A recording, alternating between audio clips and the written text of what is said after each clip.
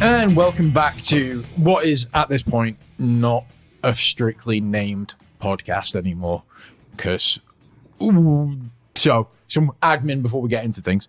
This podcast is about to go under a very, very big revamp, reworking, which I'm changing the name. I'm changing basically fucking everything. So... At the moment, yeah, it's still Rambling Stoners, but the working title at the moment is Protean Ramblings, and that's going to be not Protean Ramblings, which is what I thought you said when you woke me up at like midnight to ask me. Yes. And I was like, it sounds like cereal, don't do it. Yeah. So, with that out of the way, our show, again, this week is brought to you by easypeasycbd.co.uk for all your CBD needs. And to all our listeners out there, if you go to easypeasycbd.co.uk and enter the code RAMBLING, you will get a 40% discount on your order. How fantastic is that? So that's easypeasycbd.co.uk. Check them out. And with that out the way, the show proper begins. And we're joined once again by Natalie and James to do some more wrestling talk. Hey guys. Hello. So we're gonna be running down the WWE Royal Rumble, which the only event of the year that I bother watching. It's WWE's best event of the year by a country fucking margin. Yeah. Has been pretty much since it debuted. I don't think there's actually been a WrestleMania that came out the same year that I actually enjoyed more than the Rumble itself. Oh, I would completely agree.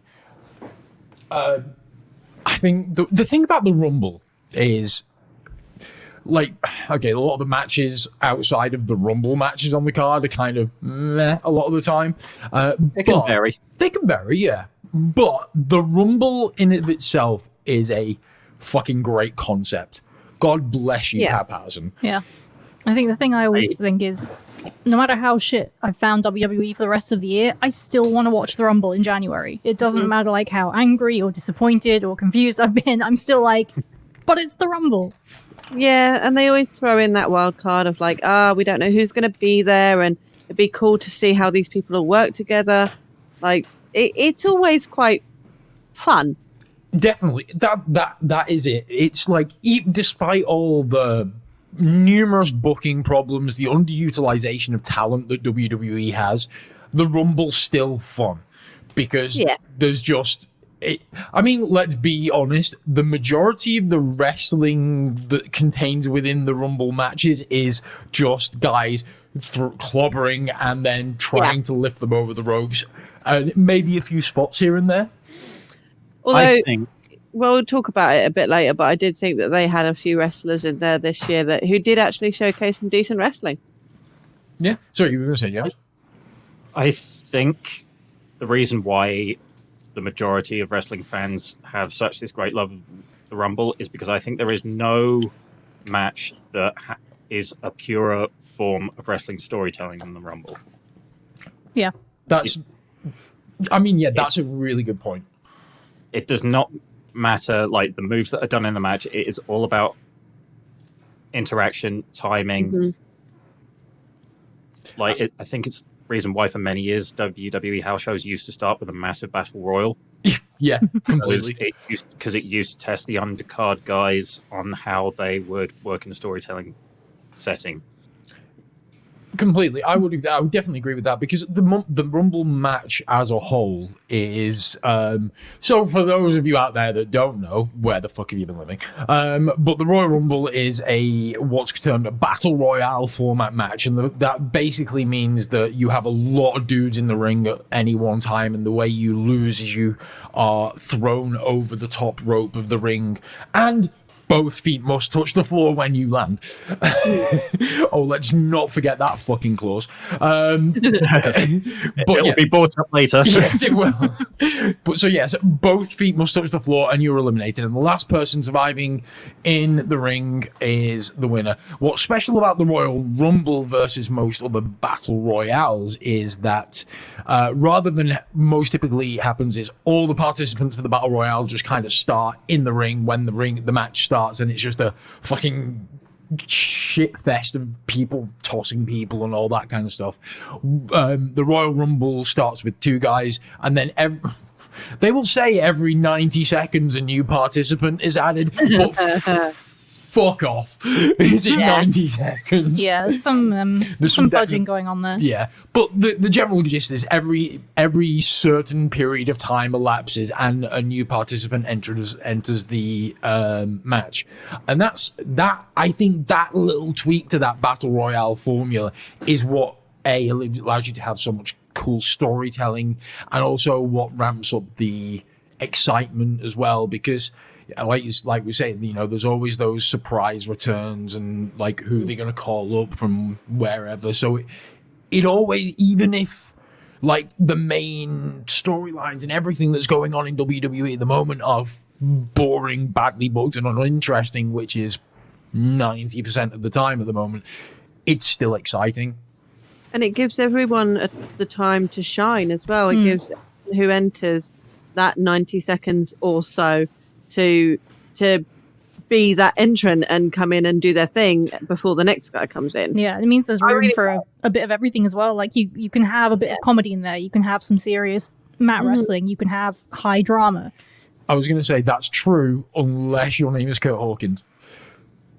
Because or Santino Marella, or like any of, or Heath Slater, Curtis Axel, the list can go on and on. I think it was because it was a few years ago, and also it's one of the few wrestling type matches that has its own dedicated drinking game, which is fucking phenomenal. And yeah, I had Kurt Hawkins the year that he got knocked out on the way to the ring and kept getting laid out on the way to the ring, so I drank a lot that year. Well, I mean, that's kind of on you, not Kurt Hawkins. Well, no, it's a random drawing from the map that had the map that.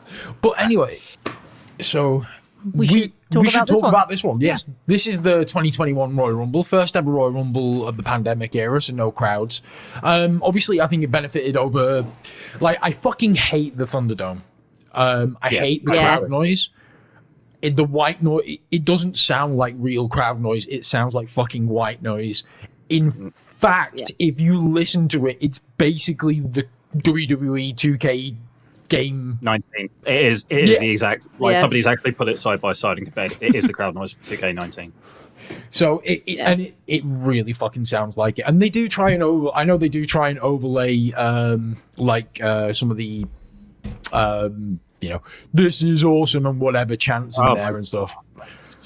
Yeah, those just became annoying because you can obviously tell that they are played in by a sound guy, and we were just saying, the sound guy thinks that this is awesome, because it's not the crowd. Yeah, exactly. It's WWE trying to tell you how you feel about this or how you should feel about this, which is what they've always done. But they do that apparently as well. In that, when people join via video link, they have prompts, don't they? This is how you should be reacting. Otherwise, we will kick you out. Yeah, pretty much. It's Vince's fucking masturbatory wet dream. But I have complete control. No one's allowed their own opinions. And this time I want people to boo Roman Reigns. And no one shall sneeze. But I mean, I will say, as much as I do hate the Thunderdome and the crowd noise and so on, I do think having watched Mania last year as well, versus nothing is marginally better. Yeah, I think for the Rumble, so much of it is about the crowd, the countdowns, the reactions. Like, you need something. Having that to silence or to just a handful of, wrestlers or whatever, it wouldn't have been the same. It would have taken a lot away from it. I agree. And I do think that as much as it was a pain in the arse, I think it was kind of a requirement, especially for the Rumble. If nothing else, for having that 10, 9, 8, 7, 6, because that audio cue was really key for me to look up and from my note, like if I was writing furiously, shit, who's coming in, kind of thing. And we'll get onto it in the men's. No, it was the women's Rumble. They kept fucking up, like the announcers kept fucking up the number. So I thought I was out of sync, and I'm like, no, it's not that. I didn't notice that. Yeah, it was around what, the 17, 18 mark? Yeah, 17, 18 mark. Like, they said a number, I wrote it down, and then my numbers were out of sync, and then for a while, and it was like by about 20, I was like, wait, I've got 20 what? 20 what? The fuck? And then, like, I think Corey got corrected by someone who was like, oh, for fuck's sake. But we should probably get into the card. So show opens. Like one thing I will say is WWE still one of the best in the business when it comes to video packages for a match. For a match, the production quality is really good. They're just too fucking long. And so the first match was I'm also really fucking sick of them booking championship matches to open shows. This one, I felt it made sense. Yeah. Okay. Yeah. Fair This enough. one is like the thing that proves the rule. You know what I mean? The exception that proves the rule. Yeah. I think it was right to be the opening match, really. I would agree. I mean, so the opening match was for the WWE Championship, and it was it the Universal is Roman. Yeah, So it's just the standard WWE Championship because and it was Bill Goldberg of 54 years of age versus Drew McIntyre. So Who is Adonis. So interesting side note is before we get into the show proper, the match proper. The romance author, because obviously you know Naomi is some of the stuff that she writes is romance and stuff, and the romantic author community have only just discovered Drew McIntyre and realized he looks like the cover of a romance novel. Great. I saw somebody on my feed had retweeted the picture of him just in the kilt with the sword, and it was the comment was like, really love Drew's new gimmick as the cover model of a Highland romance novel. And quite a few romance authors were kind of retweeting it, being like, well, I think I just got into wrestling. And you know, they literally have just been like, who is this man? I want him in books. I want him on books. The thing about him is that he's a huge guy. Like he's really tall and he's built, but he's all in proportion. Like his feet and his hands are also massive. Can you imagine what's under that kilt? A lot of people now are. That's all I can think about when I see him. I'm like, I bet his dick is huge. Oh God, yeah. I mean, the thing is though, if you go back and look at him from his original run in WWE and 3MB, not a good-looking chap back then, really. No, it wasn't like he was bad looking. It was just that he was young and he looked young. He's done the Pokemon evolution, you know. Yeah. Like he got growth and got good. Got better with age. Yeah. So yeah, it was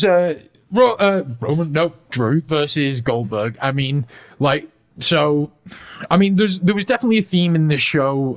The theme of this show is let's put over our guys from 20 odd years ago because we don't know how to build new stars.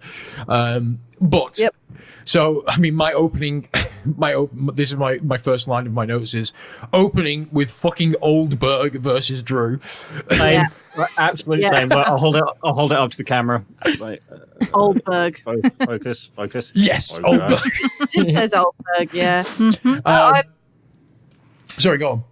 I've put it was too much hype for what is sure to be terrible because we've seen Goldberg work recently, and it's not going to be a good match because Drew is amazing and Goldberg just is not up to scratch. I think for a 2021 Goldberg match, this is the best 2021 Goldberg match you were gonna get. Well, nobody got concussed. You know, that's a bonus. Yeah. And it was short, you know. So yeah, that was the one thing I wanted. Like, I don't care if this is a fucking dumpster fire, just please let it be sub 5 minutes. Yeah. And it was exactly 2 minutes and 50 seconds. So it's funny you should I mention didn't that. realize it was that long. So one of my notes a bit further down before they even they're getting through I've got some notes on the video package, but I've got, if this goes longer than 3 minutes, we're fucked and someone is getting concussed. So Absolutely.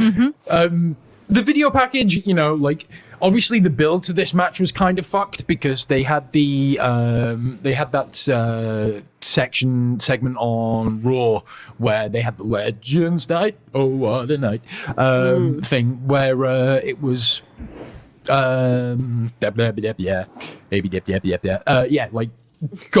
they had to cut Drew's promo at the end of the show because they were running out of time, and Goldberg came out and cut a promo on Drew, which was like in response to something Drew hadn't said and about disrespect and whatever. Oh my god, it was the most boomer promo I've ever fucking heard. It was like, you young whippersnappers don't have respect for us legends. Like, yeah, we did 20 years ago. Now you've shelled out for cash. No, we don't respect you.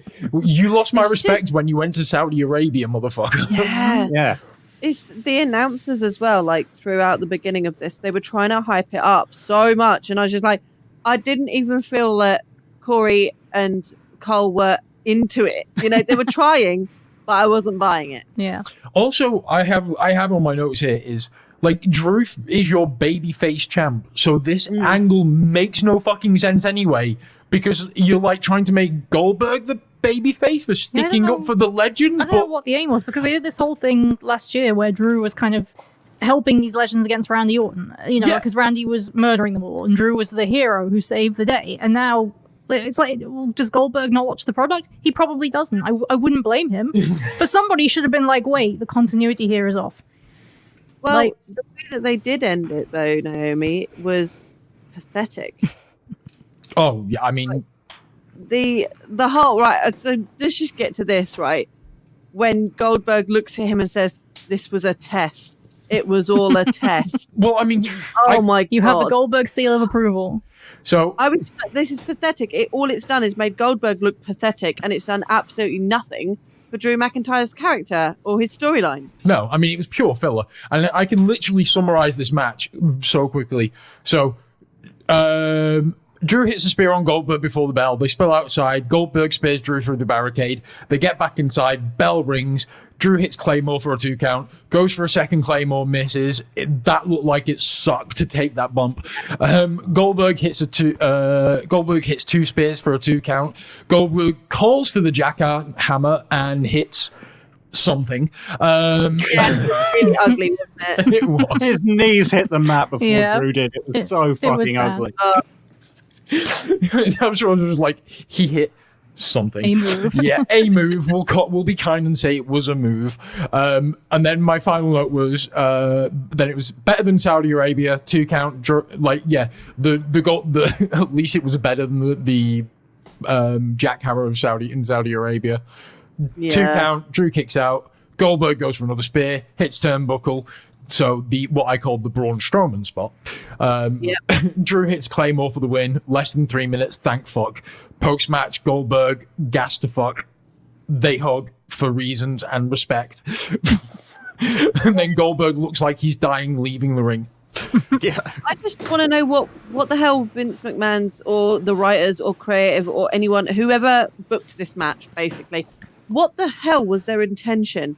What was meant to come out of this match? Because I can't work it out. I can't work out whether it was to make Goldberg look pathetic, because that's what it did, or whether it was just a non-starting kind of meh. I don't think they often have an endpoint in mind with this stuff. I think they have a moment in their heads. Not even that. They have a moment. They're like, oh man, the shots of Goldberg and Drew face to face in the ring, that's going to look amazing. And then they work back from there. They don't really think about what should have come afterwards. And sometimes when you're writing, you can do things on the fly and it's fine because you can go back and correct it. So it looks like you knew what you're doing all along. Yeah. When you spend your It's a lot entire harder with time wrestling. dancing on nails to appeal to a 74-year-old man with dementia, I'm surprised any of these writers can sleep, eat, get erections. Yeah, I like you could not pay me enough to write for WWE. I mean, it does sound like the most hellish job on earth. Oh no, like working in WWE just in general in any capacity, unless you have you are what's the word for someone who's like Vince McMahon? No, unless you're the son of someone or what's the word? So unless there's nepotism involved. Yeah, no, what's the term? A legacy type person. Yeah, unless you're a legacy employee, Mick's son is a writer there. Mick Foley's son. Dewey's a writer there. I bet he gets treated well because who the fuck is going to be mean to Mick Foley's kid apart from ECW crowds? Yeah. But yeah, seriously, I mean, yeah, I don't see what the point of this. The only thing that I can see was the potential driving force for this entire angle and match is they had Goldberg come out on Raw and it popped a bit of a rating, so they were like, we'll use Goldberg again because ratings. And Yeah. Also, just wanting to add, why the hell are they still doing Drew with the sword going into the floor at the beginning? Like, okay, it was cool the first couple of times, but if you do it every single time, it's going to get old. it does quick. get old. It's selling out his gimmick a little bit. That was my other note on Drew's entrance is the way he holds it by the actual guard above his chin. It looks like he's about to try and balance it on his chin. Maybe Like when he he lifts should. it up, he's like, that would be more impressive. He learned to balance it on his chin and walk down to the ring with it balanced on his chin. Yeah. That'd be fucking cool. I was messaging with my brother while we were watching. So my younger brother is a proper lapsed wrestling fan. You know, like we used to watch it together obsessively when we were kids, and then it's been years since he watched it properly, but he decided he wanted to see the Rumble this year. So he was trying to catch up on stuff. And the two things that really stuck out to me about what he said: doesn't really buy Drew as a babyface, doesn't think he's that good, hates the Fiend and Alexa, hates everything about them. Oh, really? Oh, wow, that's interesting, isn't it? Yeah, he was like, "Oh, I'm so glad there was no like spooky shit in the Rumble. Like, I hate that. They're both terrible." I mean, he is like a huge Lesnar fan. Like Lesnar was his fave. So yeah. But then back in the day when we were kids, he was just as into the Undertaker and Kane as I was. You know, it isn't that he like doesn't that kind of shit in wrestling. He's just of the opinion that now people know too much about the business to buy into that stuff. No, Yeah, I can. There's a time and a place, I think, for the Firefly Funhouse and all of that kind of stuff. Like there is a time and a place for it, and the Rumble is not it. Yeah, I'm glad they didn't do it.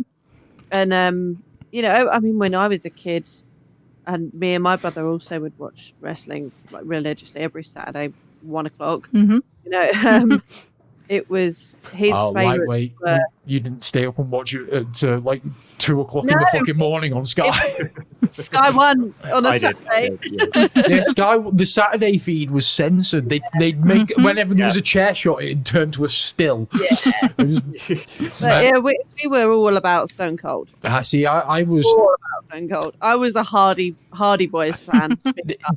So from 97 to like 99, I watched both, but I was probably way more into WCW. Just because I had a cable. So we had Sky downstairs, but I had a cable box with TNT in my bedroom, so I could watch WCW live, and I had to tape like sometimes tape if my mum wasn't watching something. But yeah, so I could watch WCW more, and generally like I loved the early WCW. Like, well, I say early, but I like 97 to 98, 96, 97, 98. WCW was wah. So I was too young. enjoyed Goldberg the first time around. Yeah, when he was actually like good. I mean, he was never good in the sense of like, you know, good. I mean, he did a couple of things well. He can't be like he had an aura, he had an intensity. What he was back then was fantastic. Like for, you know, how they booked him originally with the streak and everything, it was fucking awesome. It was fucking awesome. It was the smartest bit of booking from that decade. Like, you have this guy from the power plant. He's, I think he played for what, Georgia State? Yeah. Like this huge fucking machine. Very limited in what he can do. Okay, we'll just make his matches incredibly short. Spear, jackhammer, pin. Yep. And it got over because he would just wreck through jobbers, Yeah. and that gets people fucking over. Yeah, funnily enough. So squash matches have a place in wrestling. You know, they can be used well. But yeah, so that was A Goldberg match. That was a Goldberg match in 2021. I can't wait for the next one because you know there'll be another. And then yeah. So next up on the card was the SmackDown's women's match. SmackDown, all the SmackDowns. all the That sounds SmackDowns. just about as much as good grammar as they're going to give. Well, it, yeah, that's true. Which was Sasha Banks and Carmella. So one thing I is like, it's one of the better Carmella matches I've seen. Apparently, they had another title match. I can't remember if it was on Raw or whatever, but apparently I think it was it TLC? because We didn't watch TLC. No, we skipped. So it might have been their one match at TLC. Apparently, it was good and better than this. This match was fine. I didn't think it was. I mean, So, It yeah, was fine. I mean, Yeah, that's pretty much all I can say about it. it was very the same as their previous match. It was Okay. very that. It was the writing for me. It came across so bitchy. Like it always does when two women are kind of feuding in WWE. It's like a little cat fight that's going on of like, oh, you're not my friend anymore. We used to be so close, and now Yeah. we're not. yeah. Well, I'm hotter than you. That's Yeah. it's like, this is all women do, Yeah. right? We just argue about who's the best looking and pull each other's hair. I And think it Vince seems mentally fun. thinks that women don't age out of high school. Yeah. Yeah, Yeah. we all hate each other. That's how it comes across, and I think that as well. This fight was very much just a repeat of their previous fight. Even the finish was the same. I mean, they did have a face plant, a glorious face That was a plant. hell of a thing. Oh my god! I thought Carmella was dead. So She before hated that. before we get into that, I do have a bone to pick on this. So WWE do not know what a fucking sommelier is. I am a trained motherfucking sommelier. Sommeliers don't accompany wrestlers to rings. We recommend wine to go with food, motherfuckers. Sorry. Okay, that's just my snobby rant out of the way. No, that's like perfectly fine. I mean, I suppose with her like gimmick, she's meant Which to be is- sort of like meant to be like bougie, so she's Doesn't like, have Which is boots or the so like a whore.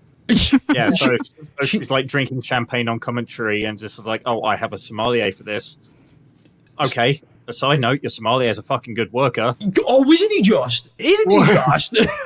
Like, why are you booking him like a bitch? This guy can do like Osprey level shit. Yeah, he's like when I saw him like in the video package leading up to this, and like the kind of match thing he had with Sasha, and like guy can move. He's athletic as fuck.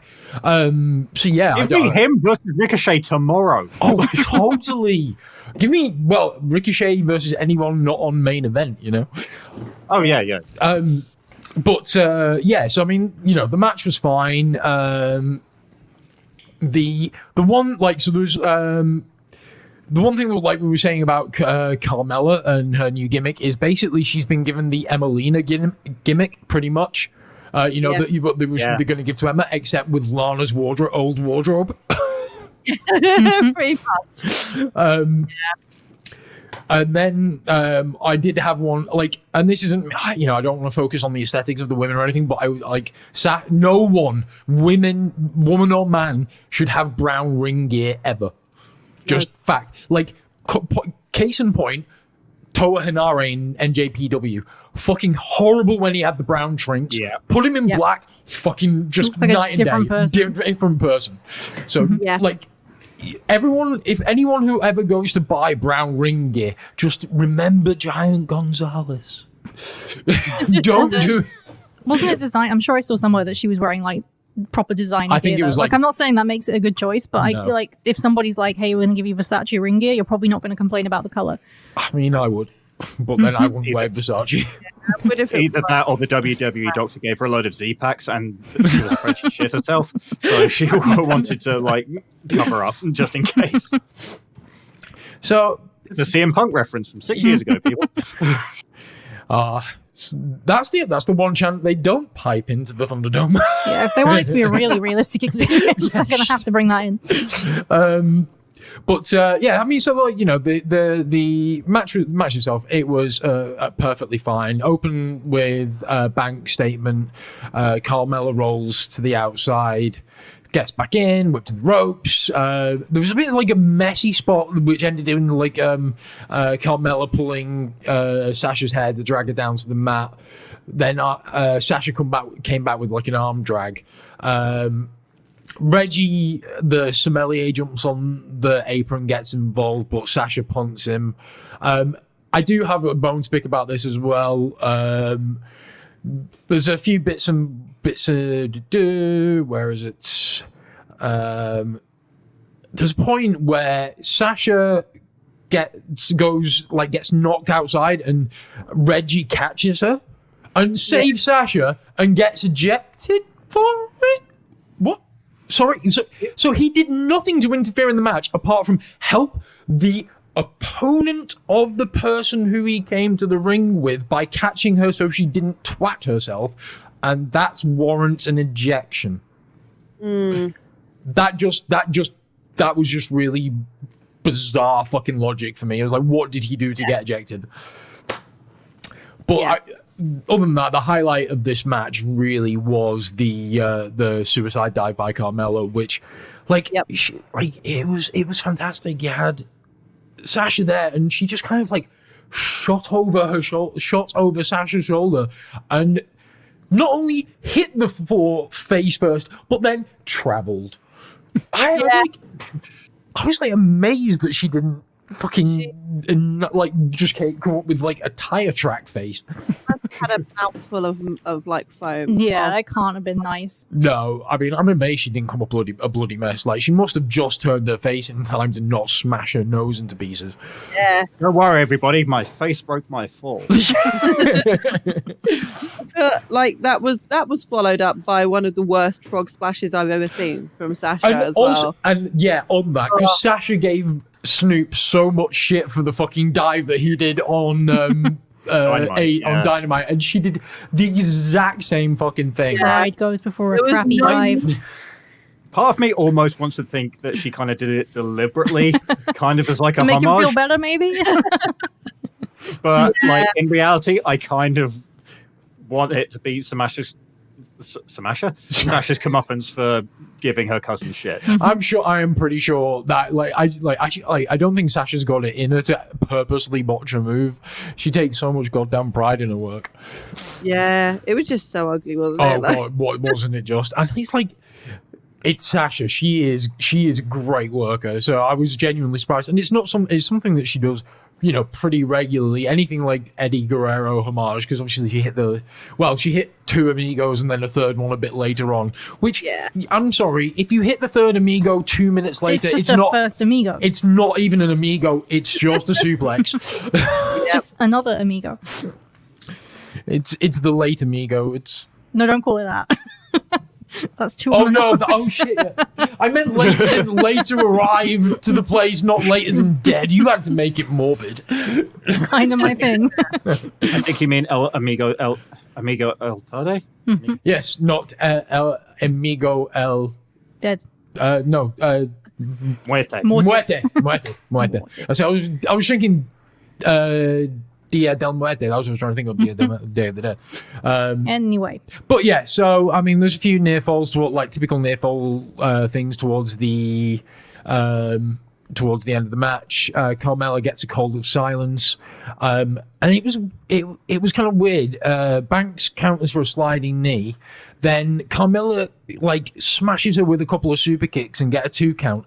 And then there was no comeback. It was just Carmella picked her up and then Sasha just put her in the bank statement and won. It was she'd just been smashed in the face with meh. I mean, fuck it. They probably got told go home now. Kind of. Yeah, that's what I was thinking. Yeah.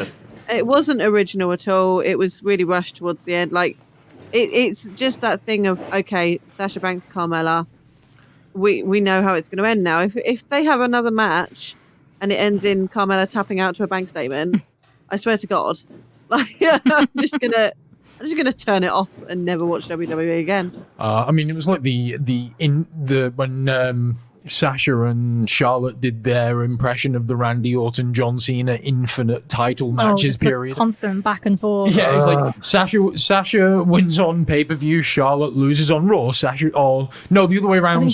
Charlotte would win on pay-per-view and Sasha would win on Raw. Just because they were trying to get up Charlotte's pay-per-view title reign statistic. Well, I think initially the idea was this is going to make this title seem important. We've got 2 great workers who are going back and forth. They're really evenly matched. Blah blah blah.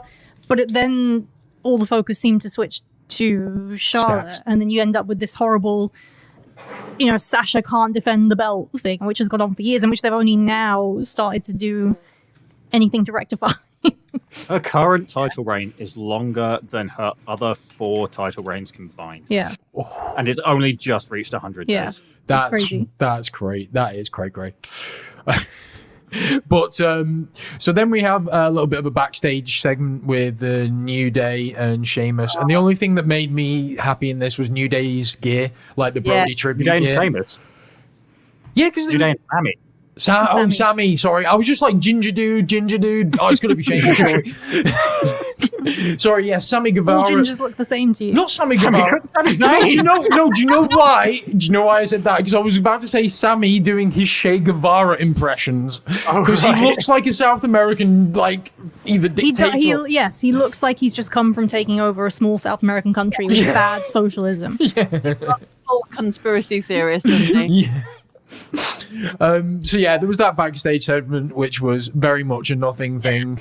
And then we get to the fuck awful music segment with, what and is the fuck Bad Bunny? You guys are younger than us. Do you know who Bad Bunny is? No, it's on me. I am not taking any responsibility. I understand it's what the kids like. So I have to read my notes for this because it is funny. So I've got to read mine after you. So I'm going like, my notes are some fucking music shit. Who is Bad Bunny? Why is modern music fucking shit? What is wrong with kids today? Why is someone who is cosplaying as G.I. Bro just stood there? Bad Bunny taking hairstyle from Chris Rock circa Fifth Element. Why? This is fucking horrible. Oh, it is G.I. Bro. You didn't realise it was Booker T. No, he was like, who's that guy cosplaying as G.I. Bro? And I was in the kitchen, so I hadn't really looked properly. And then when I came back through, you were like, oh no, it is Booker T. Yeah. Because it was like really far out, and I was like writing notes and only glancing up, like, because I'm like, I don't want to look at this shit. I barely want to hear this shit. I relate every now and then. I'm like, I'm at an age where I don't hear new music anymore. I just listen to the stuff I already know I like. And then I hear stuff like this. I'm like, that's fine. I'm not down with the kids. I'm not in touch with modern music. And I'm okay with that.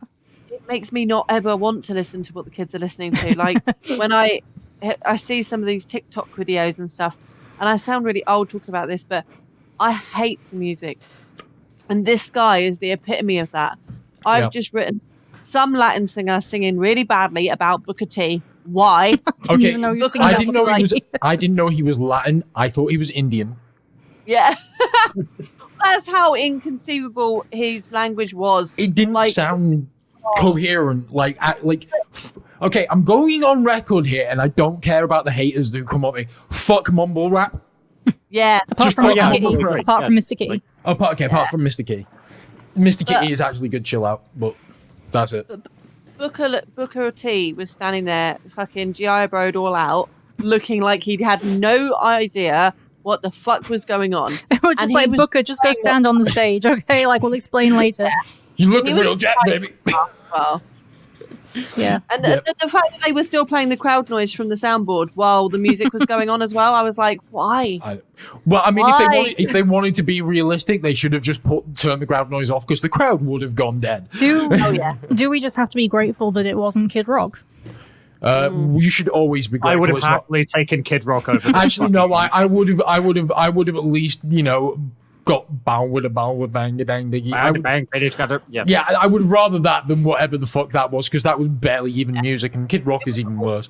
But Kid Rock is a despicable human being, but he's got two kind of. They're not good tracks, but they're tolerable. Like Cowboy's a good track. Like I'm not going to go out and defend Kid Rock, but Cowboy's a good track. You know what?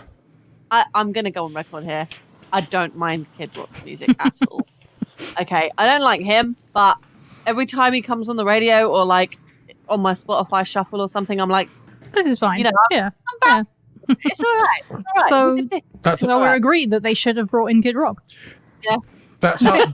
I think that's how I feel about Master of Puppets, post Master of Puppets Metallica. Yeah. Yeah.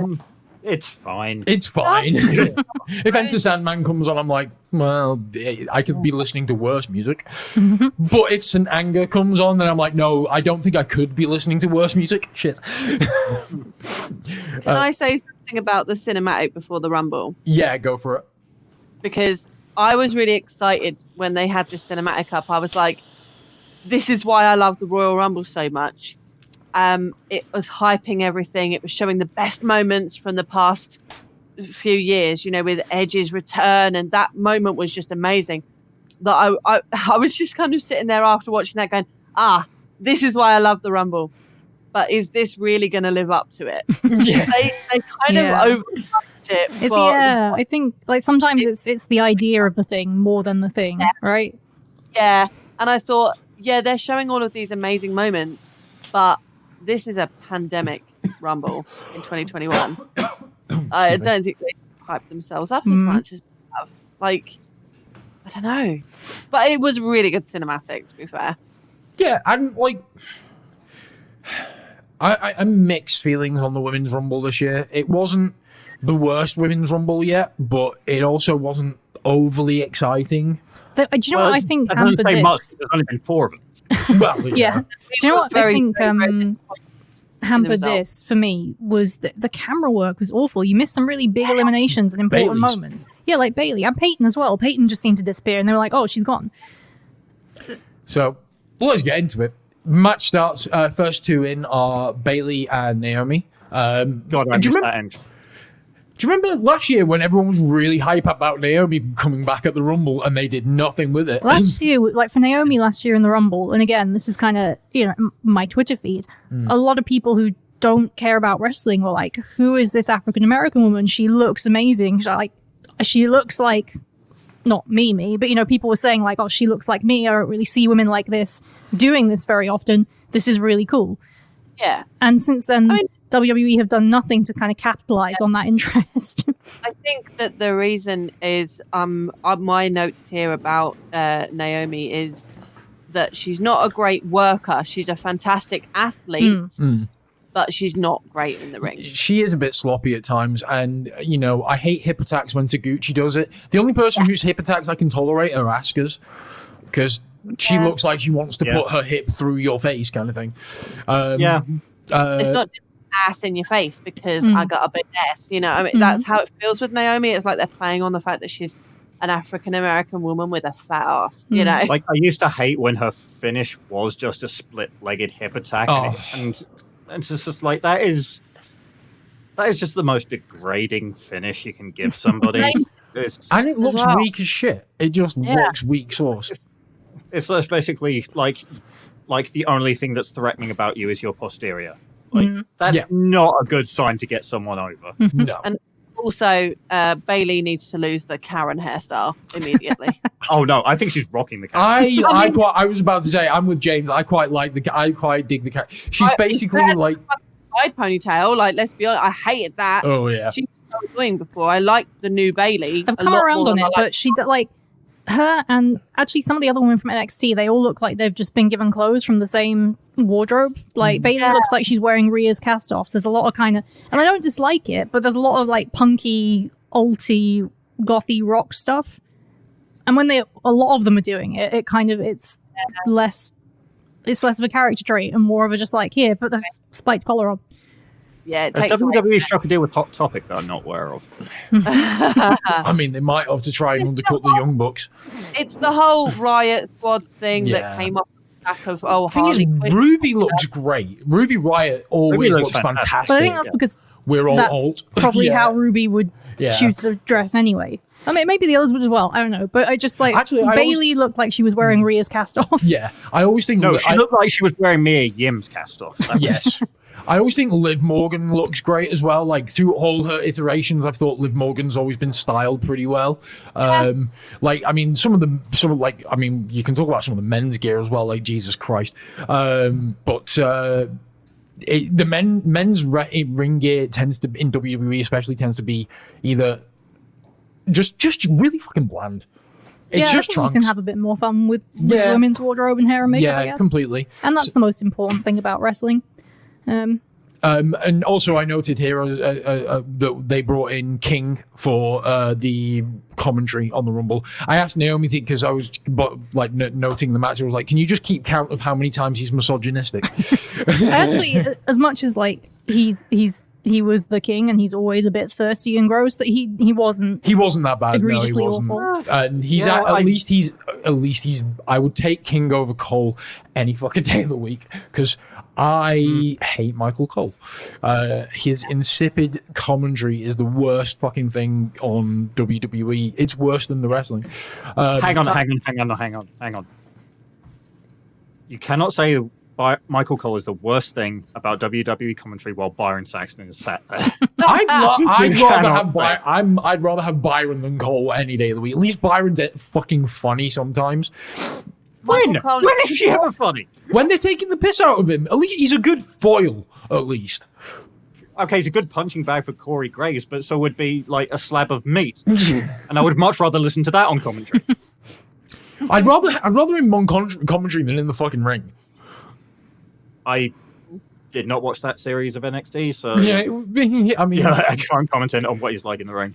He looks and was basically generic creator wrestler. Yeah. But yeah, I mean, so they open up with Bailey and Naomi. Little bit of jaw jacking from Bailey, which fires Naomi up with some forearms. So she goes for early elimination. I can't tell you how many times I misspelled elimination in my fucking notes. Then, as I put here, Batley comes back, takes control, and then she goes to the elimination, which is when we get number 3 coming out, Bianca Belair. Yeah. She came in like a little tornado, didn't she? Oh, yeah. She's always quite fun to watch. Yeah.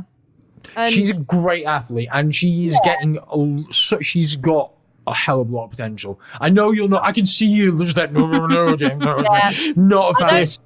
I'll let you get your praises out of the way first before I chime in.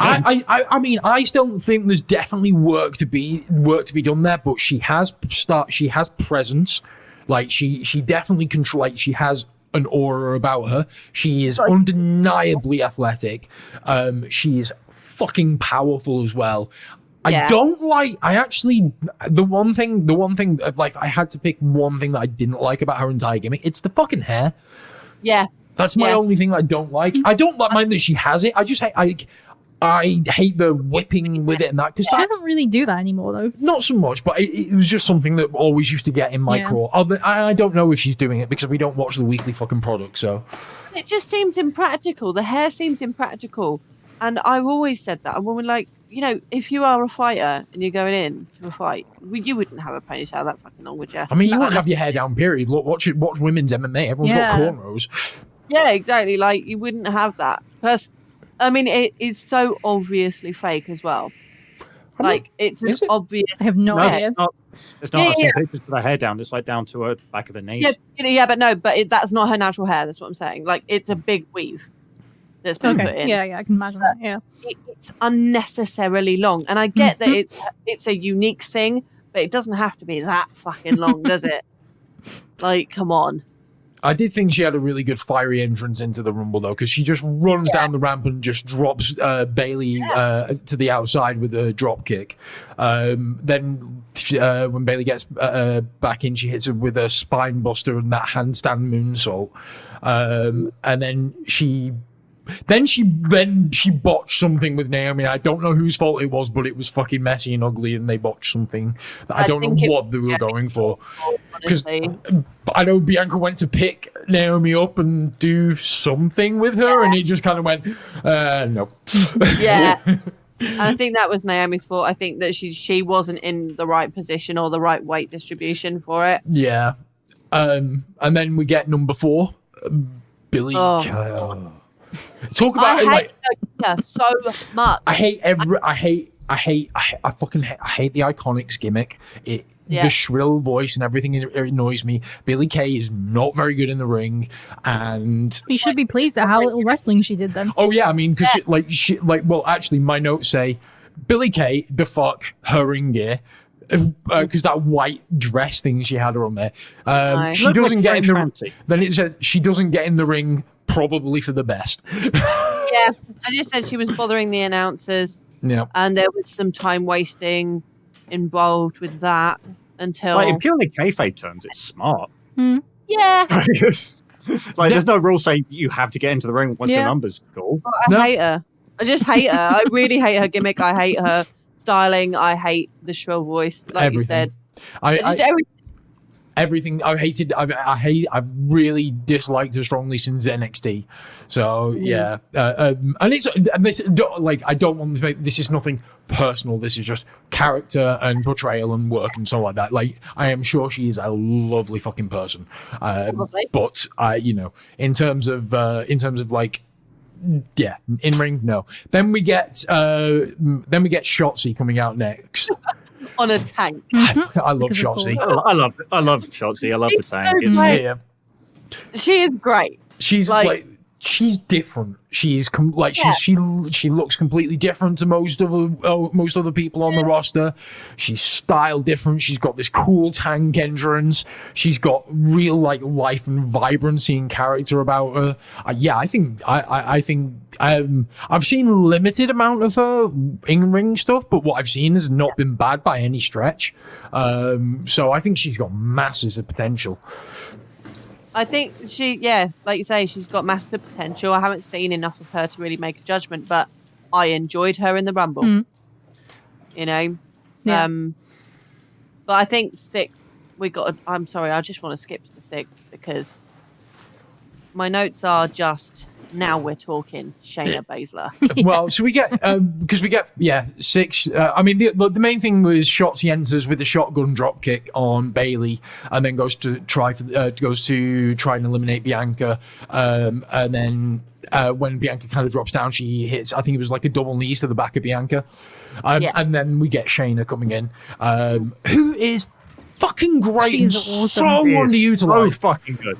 I love Shayna so Yeah. much. And I just like in my notes I've put Shayna fucks up Billie Kay, then she fucks up Bailey, and then she fucks up Bianca. I love Shayna Baszler so much. She is great. Yeah. She just comes in and just fucks people up, and she doesn't give a shit. I love that attitude. We should note that for the next few entrants, every time someone comes down to the ring, Billy's at the entranceway trying to get them to team with her by giving them a headshot on her portfolio because that's her gimmick at the moment. Why would you do that to people you work with? I They're know. gonna be like, yeah, I know it's you. I know what you look like. We work for the same fucking company. I don't need your CV, motherfucker. Yeah. And then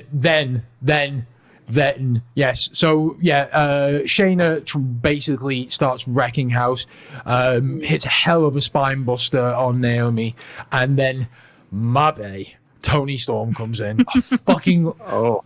I love Tony. She has fucking superstar written all over her. Very much like Shotzi, she's very unique, very different, but even more so than I think anyone else. She has got any of the other women on WWE's roster as a whole. She has just got this real fucking kick-ass star power presence about her, and it's she's hard hitting as well. Like she hits hard. Yeah, you can tell she spent time in Japan. Oh yeah. It baffles me beyond belief why they haven't strapped a rocket ship to her and just been like, go. Because she's blonde. I mean, Vince should love her. Vince probably doesn't like her accent. Yeah, very probably. I think she's like being groomed at the moment to probably be the one to take the NXT title from Io Shirai. Which case I think it's only a matter of time before she does get demoted to the main roster. She does get put in a proper title program, but like the first thing I thought when Tony Storm came out was like, oh my god, she's in with the ring with Naomi. It's a cake off. Yeah. Yes. But I also want to as she was coming down to the ring and like Billy does her thing, like just the facials that Tony had of just like looked at her and just like, the fuck, and then just carries on to the ring. It was fucking brilliant, and she just gets straight in and she gets straight in and twats Shotzi with a released German, and then I think then Tony and Shayna just start trading forearms, and I was just like, yes, I want this, I want more of this, please. This, just give me this for the next like 90 minutes. And then before we get the next entrant, I was really gutted that she got eliminated so quickly because Shayna tossed out Shotzi. Yeah, like it's kind of just sad that she's the first one eliminated. Yeah, I mean, like so quickly I as think well. At the same time, although we didn't get to see much of Shotzi, I think it's it's good heat for Shayna because people like Shotzi, and it's good thing for like people to go, come on, but I wanted to see more of her, so they're gonna now watch her. You know, it's the Daniel Bryan thing. We'll beat her and beat her and beat her, and that's how we get her over. But we'll never actually let her win. We'll just keep beating her and beating her and beating her. And you'll never see her just do everything that she's got all in one go. Yeah. You know, and then we come to number comic 8. Oh Jesus! Fuck me. We get Jillian Hall. If you had given me a list of people who I thought would be in this match, Jillian Hall would probably be somewhere down the bottom near Manta. I will say, so my notes were why, oh God, all this shit for a Billy and Jilly joke. That was it. I've put what the fuck is comic relief. I just want some working and some good wrestling.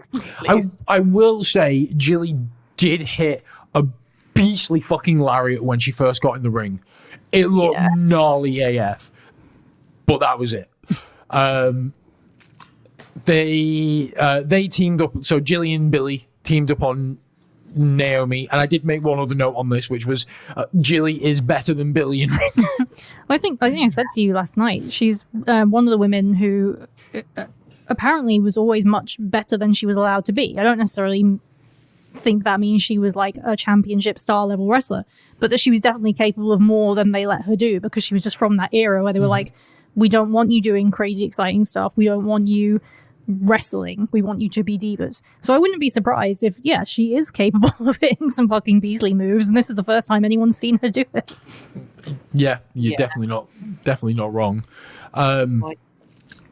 Anyone else got anything to say about Jilly and Billy? No. Okay, I refuse to even put Jilly and Billy in my notes. I put Jillian and Billy. Go on. Yeah, I have nothing. Okay. I tried to think of there's a joke here somewhere about a tumor, but I can't quite put the words to it. So next thing was Ruby Riott coming in. At this point, I noted this is where I really twigged that. Oh my God, they're fudging the times between entrants so quick. So because this was not even 40 seconds between entrants. I swear to God. I think they just wanted to get Jilly and Billy away from the cameras for a second because they were getting on my nerves at this point. And then Ruby came in, and I was like, thank God. And she came in so fast as well.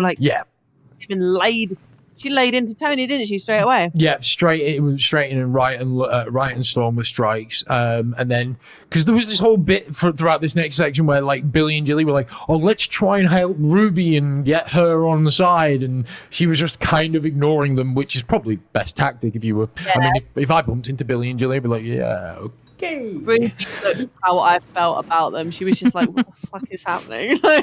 Getting away from this. But the next entrant, number 10, was I popped for Victoria. Yeah. I definitely was not expecting this. And I'll tell you what, she worked her ass off in this Rumble as well. She was I always liked Victoria back in the day. I even liked her. What was her gimmick in TNA? She was Tara, wasn't she? It wasn't that different, but no, I know. It was just the ring name. Yeah, I was thinking the ring name, just the ring name in general. But yeah, I've always been a big fan of hers. I thought she was great. She is great. Considering I don't think she's wrestled for fucking years. She still looked really good and worked her fucking ass off.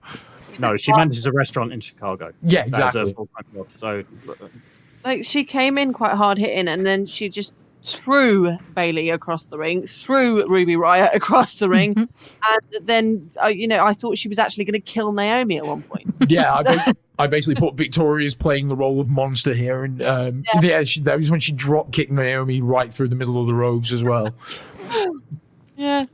And then it was Peyton coming out. I'm kind of mixed on Peyton. She seemed to have so much more potential in NXT, and she seems to have regressed a little bit, I think. Yeah, I think she's capable of more. I think in NXT, before they were pairing her with Billy so much, she had some real, she had some technical prowess. She put on some really good matches, and admittedly they were with people like Bayley, so okay, they are going to be good. But I want to say there was a match between her and. I want to say there was a match between her and Asuka that was really definitely. But then when they came up to the main roster and it was okay, this is a comedy pairing, the wrestling didn't matter as much. It was all about the characters and the comedy, whether you think that's comedy or not. That's another discussion. So yeah, I feel like she kind of regressed a bit, but I still think she's the better of the two. Oh, I mean, Yeah, definitely. but that is like being the smartest Downey, right? Don't make jokes like that. Sorry, oh fuck yeah, I forgot that's not politically correct anymore. Sorry. That was just some schoolyard jokes. Like it's ingrained in me. I know it's bad. Okay, it's being like let me rephrase it into a more 21st century. It's like being the smartest MAGA follower or the smartest QAnon believer. There you go. The smartest capital raider. Yeah. The smartest Trump child. Yeah, I'll accept that. Yeah, there we go. I've just put as well Victoria hit Peyton with a pretty good widow's peak there.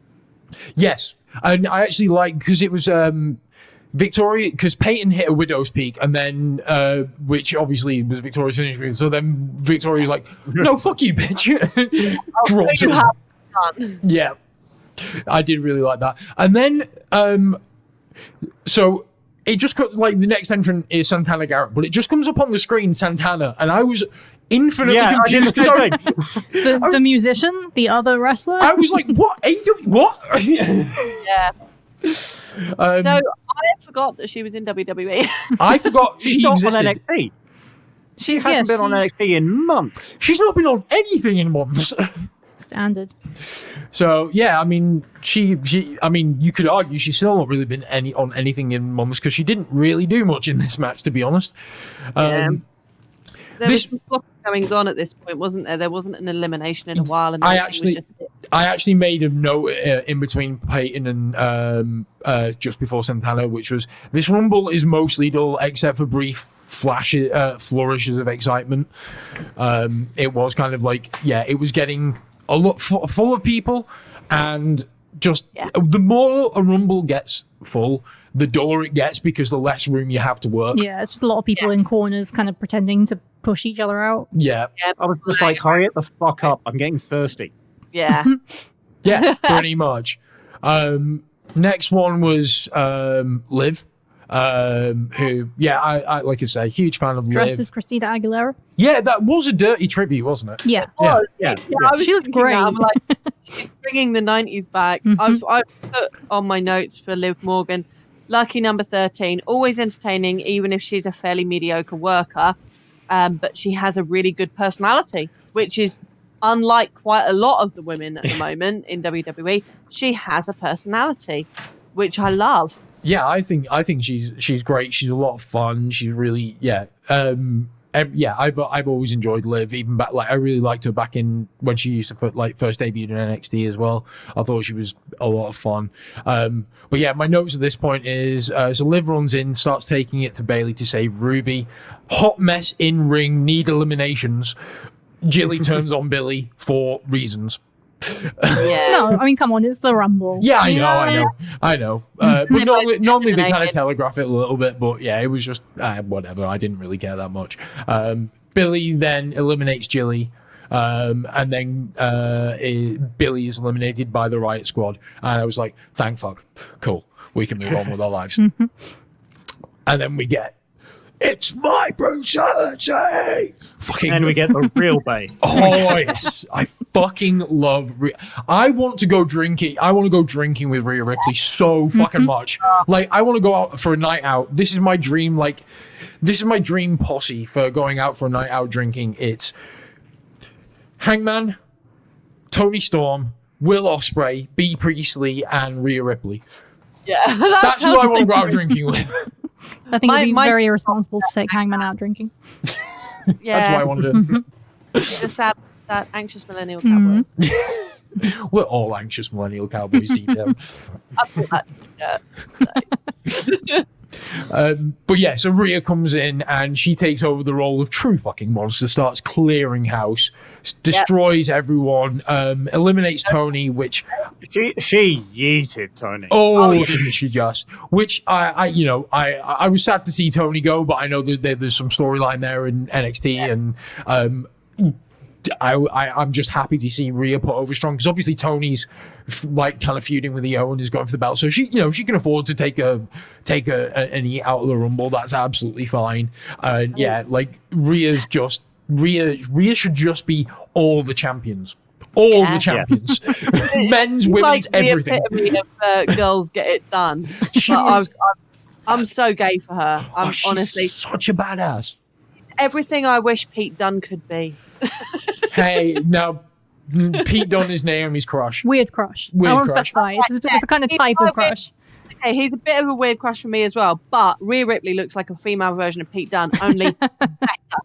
She is better in every single way. Mm-hmm. Like, she's like Pete Dunne, but Adonis mode, you know?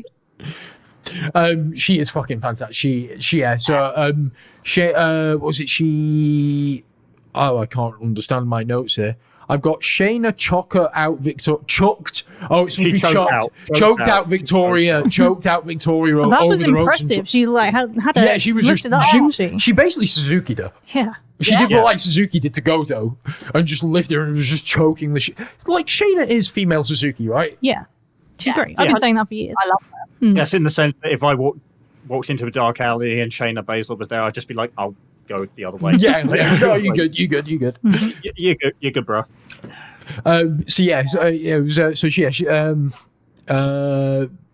Shayna eliminates Victoria, and like Victoria's not fucking small for her to live. Like that was impressed.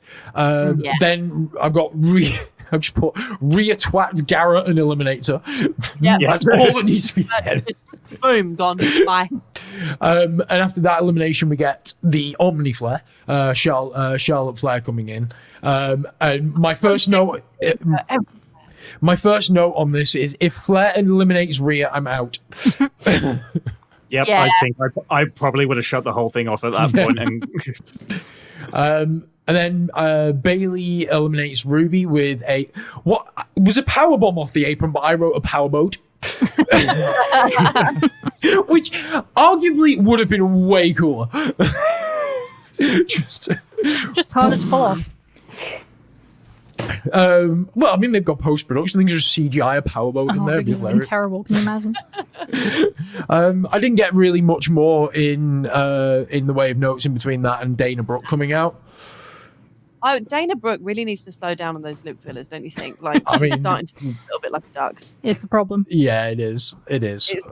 But I do have a bit of a soft spot for Dana, like just in terms of like, I feel like she could be a lot better than they let her. I think she works really hard, and she has a reputation for.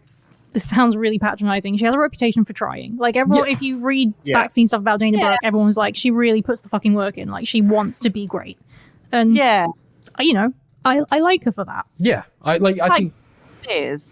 You know, she's trying really hard to kind of be loved by everyone, and she's trying really hard to be like really good looking and really great at wrestling, but she's just not yet. She's got moxie. I did quite enjoy her when they were doing the Titus Worldwide thing, and she was funny in that role. Like she's got some character about her. She did come in with a little bit of fire. She clocked Rhea on the way in, and then she goes to the top, and I missed what she actually did. I just saw her crash into a group of people. I assume it was just a crossbody. Yeah, I don't remember. I just remember seeing people go down. That might have been another bad camera go. Yeah, very possible. And then unfortunately we got Liv Morgan eliminated by Peyton while she was trying to eliminate Bailey. And then we get fucking Tori Wilson. I mean, the only thing I say about this is at least it wasn't Kelly Kelly. Yeah. Actually, no, I disagree with that. Kelly Kelly could work. In McDonald's? No, okay, fine. When she first started out on the WWE CW, she was basically just comedy eye candy. Yeah. But I think as time went on, she actually grew to become a pretty competent worker. I'd have to go back and remember. I sense that I'm the only one that thinks this. No, I'm just thinking. I don't think we were really watching at like the peak of Kelly's career. I don't think we were watching WWE, so I can't really comment. But I know there were a lot of women who, in that era, got good, but then stopped before they got great. So my thing on that particular era is like that kind of era was just as we were transitioning over to TNA, because we were so bored of Randy Orton and John Cena in their never-ending feud that like I think because I was working for Sky TV at the time, so I got like everything for free package, and I remember we were watching all the pay-per-views and stuff, and I think it was just one more pay-per-view where we saw the main event was John Cena and Randy Orton, and we just both kind of went, no, I can't watch this again. I just can't watch this fucking match again. No. I think it was good to see a diva though. Like, let's be honest. So I like the kind of I've got a soft spot for Tori Wilson because she was part of the era when I was really watching wrestling, you know? So it's kind of like the nostalgia pop. Yeah, that's what I thought about it. You know, I like seeing people come back from that kind of period, but not to the extent that WWE are currently doing it. No. Yeah, there's got to be a limit. I will say as well that she did the worst flying forearms I ever done saw when she got into the ring. If I look half as good as her at her age, I mean, she looked like aesthetically she looks fucking fine, but in terms of like those forearms that she did, those flying forearms she did, they were god awful. Like, she. I mean, if I was to judge what I saw of Tori Wilson in this match versus what I saw of Kelly in the last Rumble that she was in, like, was it 2 years ago? She was in. I can't remember. Either way, I would say that right now, Kelly is probably better because those forearms that Tori threw just made me cringe. They were so bad. And then there was a messy spot between Rhea and Dana. On the edge. Yeah, and I don't know what quite they were supposed to do, but Rhea ends up eliminating Dana. She crippled Dana. Dana's not having a good time lately. Dana crumped that horrible it was just like, you know, like if you when you fall down the stairs and you make that noise that's just like it's like that's what it looked. It was just like yes. And then we got Ric Flair's entrance music, which I think everyone knew was Lacey. And, you know, I mean, fair play to Rick. If you got it, you got it. If you can pull someone that age at your age, fair enough. Obviously, that's the storyline that they're doing at the moment. Weird. I noted that she came in. Obviously, she was wearing Charlotte's robe from earlier. And then I noted that Lacey is a complete fucking idiot, according to this booking, because she got in the ring in the middle of a Rumble and decided, what do I do in the middle of a Royal Rumble? Oh, I know. I stand there in the middle of the ring with my arms out, paying attention to no one, with the person who I'm feuding with directly behind me. But at the same time, when Ric Flair came out and Charlotte was standing in the middle of the ring doing nothing. Yeah, everyone was like, we'll just let her have this. We'll just let her deal with her family shit. Like, oh, surely someone's going to take advantage of this. No, because it's Charlotte fucking Flair. Yeah. You know? I did also note that both me and Aaron noted that there were because obviously Charlotte goes after Lacey when she's got back to her, and there were just they go through the ropes and start brawling outside, and there were just fucking feathers. Yeah, just everywhere. Yeah, it just became for a moment. It became the gayest Royal Rumble ever. I tell you what, it did. I wouldn't say it irritated me. It was something I noticed that Charlotte and Lacey were kind of really going at each other to begin with, but then they just ignored each other for a while. So it was like, are you in a blood feud or not? Like, come on, this is your chance to just fucking wail on her. Charlotte went and then eliminated Peyton, didn't she? Yeah. It was the Peyton elimination. Then I've got Tori still being rubbish, eliminated by Shayna. And then one of the most underutilized people they have on their fucking roster full time, Mickie James, still one of the best women's wrestlers in America right now. Oh, her. She's so good. I love her. If she was in any other company, she would be drifting around the title scene, right? In WWE, I don't even know what she's doing. This is like I didn't even know she was. If she were in any other company, she'd have the champion. Yeah. Yeah, she's brilliant. I mean, I found that in this Rumble, though, she was a bit less exciting than she normally is, a bit slower. Mm-hmm. But I don't know whether that's just because she hasn't worked in a while. I know that during this whole pandemic thing, she has been off and she's been like Some of it has been injury, hasn't it? I know she. Yeah. But I don't know at Yeah. what point she came back from injury and was just not being used. I did like that she, on the way down the ramp, Mickey just twats Lacey with a boot, which did make me smile. And then she just got in and started knocking shit out of a few peeps. I like her and Charlotte went at it, which I was like, yeah, I'd watch them fight. I'd quite happily watch a match between those two. And in fact, I actually noted, how have they never actually done this match yet? Because I don't think they have. No, I don't think so. Can't recall. Like, whatever people may think about how Charlotte is built, there's no denying she's a great worker. And her and Mickey would put on a fucking stonker of a match, I think. Yeah, so they twat the shit out of each other. Everyone's doing the typical Rumble thing around the edge of the ring, just kind of pushing, shoving, pushing, clubbing, pushing, shoving, pushing, clubbing. And then we get Nikki Cross, who I love Nikki. I think she's fucking great. I like that she's going back to being a bit more of her, like, mentalist now. She's a little tornado of energy who just comes in, and the way she came in and was just like, oh, okay, I'm going to go for everyone. I'm not holding any, there will be no survivors. You know, it's just everyone who's in my way is going to fucking get it right now. It is wrestled like somebody spilt water on a mogwai. Yeah. Exactly. That's really good. That's a really good way to put it. I do think it's a shame that she lost her original music for because of the CFO thing, because CFO dollar thing, because her old music, even like the dubsteppy remix of the Sanity thing, was really fucking It was cool. so perfect for her. But yeah, so she comes in, starts running roughshod over a few people, and then her and Rhea get into it. Which, yeah, give me that all day. I'll quite happily watch a basic. That Nikki got a DDT off on her, like that was pretty cool. Definitely. And then I suppose we've got to talk about the next entrant. Do we? Yeah, I mean, do we have like? This whole entire like our impression, or should that burden fall on me? Oh, does anyone? Alicia Fox. Alicia Fox.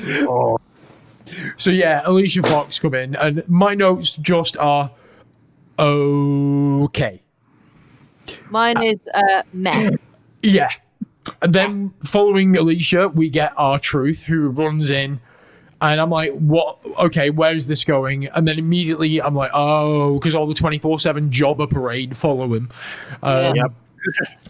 They get in, so all the 24/7 champion jobbers follow him in, and he starts using Alicia Fox as a projectile weapon, which did make me chuckle. I will be honest, it made me chuckle. I'm like, well, that's probably the best use of Alicia Fox. Yeah, to be fair.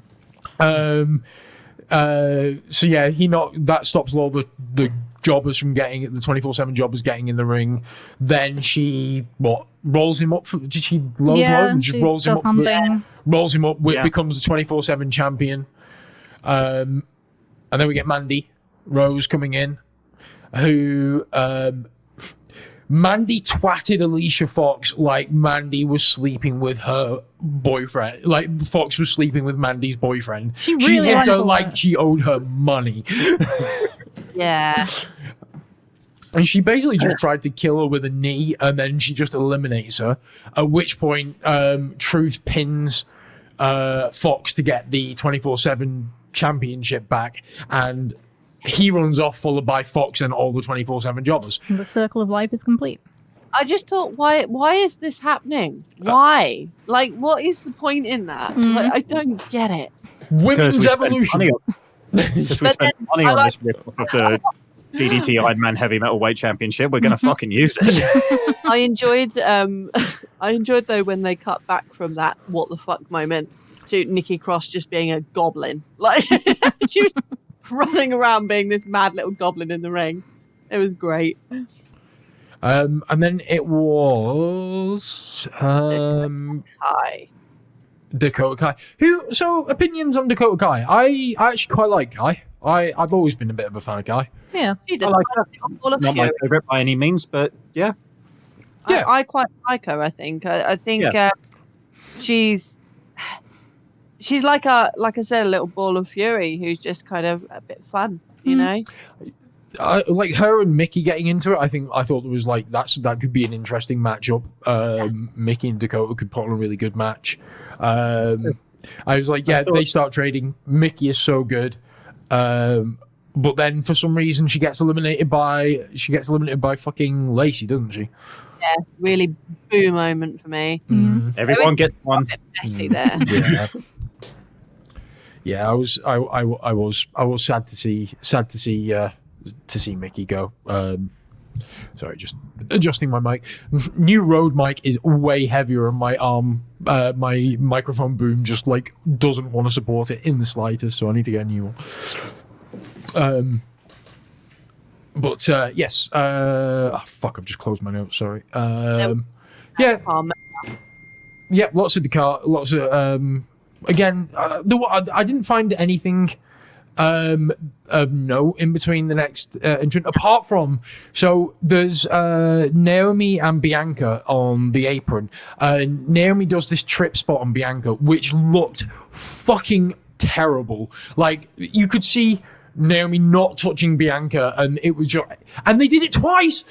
Yeah, you're trying to get it right. Hold on! Didn't they just do that? Like what? Like even commentary said, "Oh, she's trying the same tactic again. Surely she'll wise up." I'm like, did they fuck up the spot and try to do it again, and then just fuck it up again? Like, no, yeah, that's probably exactly what happened. I think so. Yeah, it was rough. It was really rough. It's one of my biggest pet peeves in wrestling. If you fuck up a spot, move on. Yeah. Don't do it again. Exactly. I can't remember what was the match. It was like one of my favorite ones, like from AEW. It was that Miro match where it was like, who was he against? He went to do a dive off the corner and fell. So Miro just super kicked him while he was on the ground because it was like, fuck it, we need to move on. And like that's a good in-ring brain. Callisto. No, this was in AEW. Oh, AEW. Trent. Yes, it was Trent. Yes, you're right, it was Trent. Because Trent basically fell off the rope, so like Miro just fucking kicks him and was like, yeah, perfect. Like covered that. Like I wouldn't have known that wasn't the planned spot, really. But yeah, then we get Carmella back for a second time in the night. She did really slowly, doesn't she? Like because I've put that Rhea Ripley manages to eliminate Dakota and Mandy Rose before Carmella even gets in the ring. Yep. Like, yeah, it was. It was Carmella. So Rhea eliminated Mandy with a really great. It was a fucking hilarious spot because Mandy goes to hit Rhea with a flying knee, like just jumps at her while she's near the ropes, and like did Rhea just like kind of basically move out the way and just go? Yeah. It was almost. Bye. Yeah, it was just like, well, Mandy, that was smart, wasn't it? What was what moves do you not do in the Rumble? And then Carmella gets. I noticed, Carmella got knocked out, but saved by Reginald. I meant to put Reginald, but put Region. I think Region does better. Region. Just Region. Okay. But she gets saved by a Region. And then Carmella eliminated Nikki. Sad. I know. Sad moment. Then we get one of the dullest women currently employed by WWE, Tamina. I have nothing to say about Tamina. She just bores the shit out of me. Tamina always looks like she's worrying she left the oven on. Yeah. I mean, no, isn't that just the worry that comes from, oh my god, my dad killed a woman? Yeah. Maybe. Yeah. I mean, who can say? Have you noticed that they've stopped mentioning on commentary that she's Jimmy Snuka's daughter now? I don't know where she came from. She like just that. appeared one day. Yeah. The first thing that Tiga said when she came out was, your dad's a murderer. Yep. And I'm glad that they don't mention. Yeah, I know. I don't anymore because he went for too long without getting the Benoit treatment. Yeah, and he fucking should do completely. Because he got coked up and fucking killed a woman. Exactly. No, I am completely. And there is a part of me that, like, I genuinely do feel bad for Tamina because that's got to be like a hell of a thing to live with, right? And I was glad that she came out and kicked Reggie in the face. Yeah. That I did note that was funny. But then Tamina and Rhea square up for a hoss fight.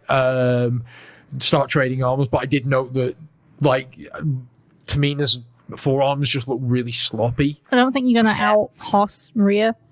And I think Tamina, she's she's been wrestling for a long time now, and I think she's past the point where she was ever going to get any better. Like this is it, you know. So yeah.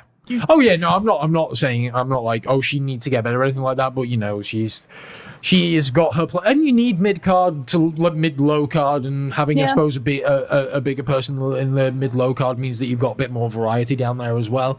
You know, everybody has their place in the wrestling pyramid. She's just never gonna like.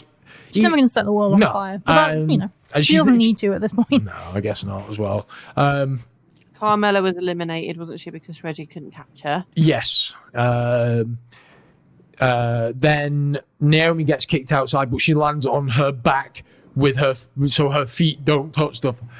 I'm bored of these spots, right? Like, you know, do them once every couple of years. Like even Kofi's got tiresome and trite after a while. Well, they have to get like a more elaborate every year to be worth doing. But like, you know, like the first time it was done is like it's a bit spontaneous and different and cool. And it was John Morrison. But now it's just a thing that happens at the Rumble every year. So it's it just is the thing that you expect at the Rumble. Who's going to do the weird thing to get back into the ring?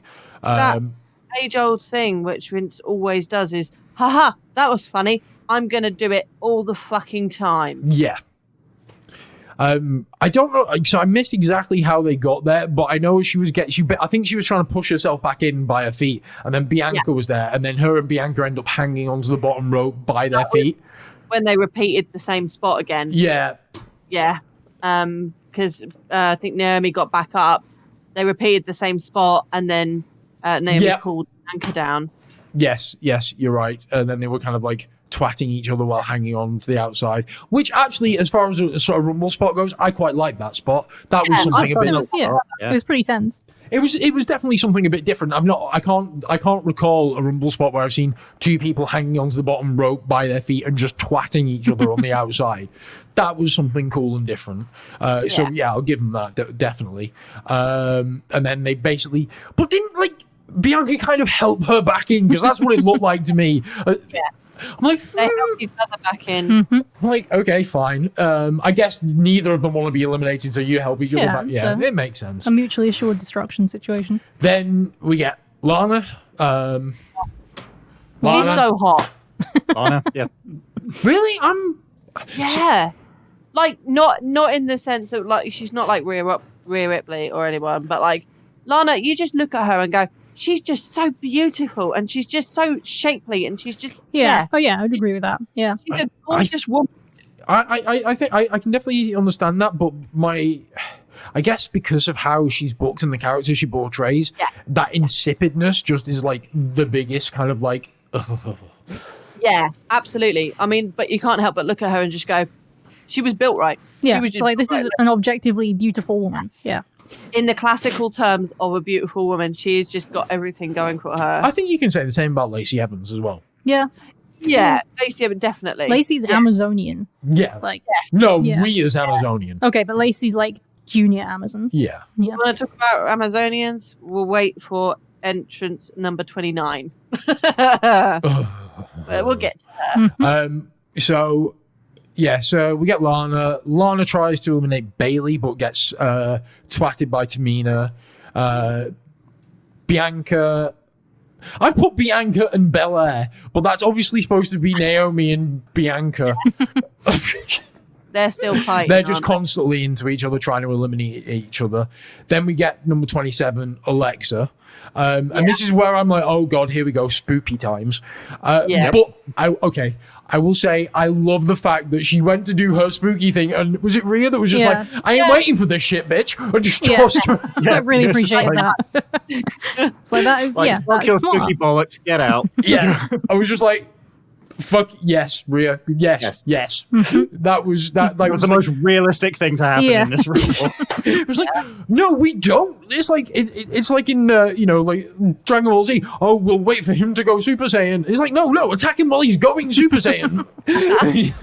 Yeah, exactly. So yeah, I did. I really enjoyed that that elimination. Is there anything else of note in between that too? Because not really. Not really. Nope. Yeah. Then we get to number 28, Ember Moon.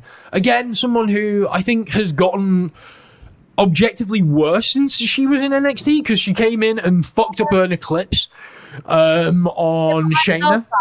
I love that move. I And love she missed it on shit. Because the camera guys Shayna hit the ground and she was not in. It wasn't like complete botch, but she wasn't clean. I think she was trying to do everything so fast. Yeah, she was just working. Yeah, it was just going a million miles an hour and not. Yeah. Yeah, but otherwise, Ember is really cool. She's got a great fucking look, really cool. Again, another one who's fallen victim to the CFO dollar thing and lost great music. Mm-hmm. Yeah, it's unfortunate. I do really like Ember. I always think that she's an interesting worker. Yeah, so athletic as well. Yeah, she's someone I always want to see. Like, if Ember's in a match, you're like, awesome. I'm happy with that. Yeah. Absolutely. What is going on? I'm just laughing at my typo in my notes. What? Ember hits a double code breaker off the rope on Lacey and Stamina, which is Tamina. Okay. I think that's just autocorrect by iCloud. Yep. Then we get Nia. Time for people to get hurt. Yeah. She's so dangerous. And the more I watch her, like, the more I'm cringing. Every time she's out in a match, I'm cringing, thinking, this is going to be bad. She absolutely lived up to my expectations during this because she fumbled into the ring and was just so, like, bull in a china shop. She is objectively a bad worker. Yeah. There's just... Sorry, go. which for a Samoan, really think That's about the really that. insulting part. Being Samoan is your God-given gift on being able to wrestle. How? Oh, I know. So dangerous. It's not only that she's dangerous. She's dull. She's just. I know she's had to. I know she'll have slowed down because of the knee injuries and things as well, and that can't be helped. But fuck. But I think if you're someone who has had that kind of injury and who is her size, you've got to start thinking like, right, I've got to change something up because I think it's fair to say she's not strong. Like, they want her to have this powerhouse gimmick, but she's not strong. You can see it in the way she handles other women. She can't do it effectively. No, she's big, so not then it's strong. like, okay, if you want her to be in the ring, you've got to give her something different to do because she can't do what she's trying to do. The thing is, though, with Nia Jax is that she's a big woman, and you're right in saying that she is big, not strong. She's just fat. Like, let's call a spade here. She's just fat. She's overweight, and they've looked at her going, she's a Samoan woman, so she's naturally big built anyway, right? So let's give her this powerhouse gimmick. But she is not strong. She clearly doesn't work out enough, and then she's got these injuries that are obviously caused by doing all these things and not working out enough. So it's dangerous for her, which makes her not exciting to watch because she's slow. She doesn't do anything athletic. She's just clotheslining people and it's boring. it's like it's almost like they looked at her and went, she's a female Mark Henry. But no, Mark Henry was big and fat, but he was also a world's strongest man. So he had the strength element, so it worked. But the thing is for Nia, what she really needs is to work her like upper body strength, because that's what it looks like she's lacking. Obviously, she needs to compensate. She needs to really work out her legs because she's got leg injuries, so she needs to compensate for that. And then she could get some strength. But If you look at other people in the industry who are larger, and they can work. I mean, Otis, bless him. Even if you look at some of the other, like Awesome Kong, Piper Niven, Viper, it can be done. And, for a while, I think people were like, oh, well, she doesn't have any women like her to work with. There's nobody to show her how to be a big woman wrestler. But you don't really have that excuse anymore. Yeah, there absolutely are. I mean, like, she's got... There are women... I think there's a few in AEW alone, isn't there, who she could train with, you know? Yeah. And I just think if she's regressed skill-wise, it's not like she was stellar to begin with. No. And I almost, some of this might be kayfabe stuff, but I feel like she doesn't care. I think that's the most galling thing. Like the way she talks in social media and interviews, it's like she doesn't care that if she's bad. It's a family thing, isn't it? It's I'm doing it because the rest of my family are doing it, and it's easy money. Yeah, and like I've got that connection to the Rock, so I probably always got the job. Yeah, she's got the legacy going.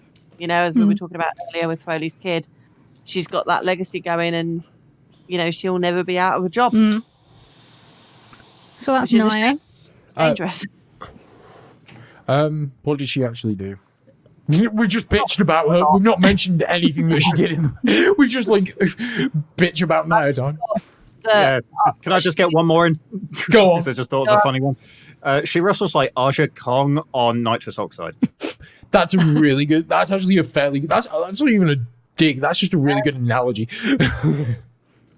But my notes are right. Nia Jax, time for someone to get a concussion. Teams up with Baszler.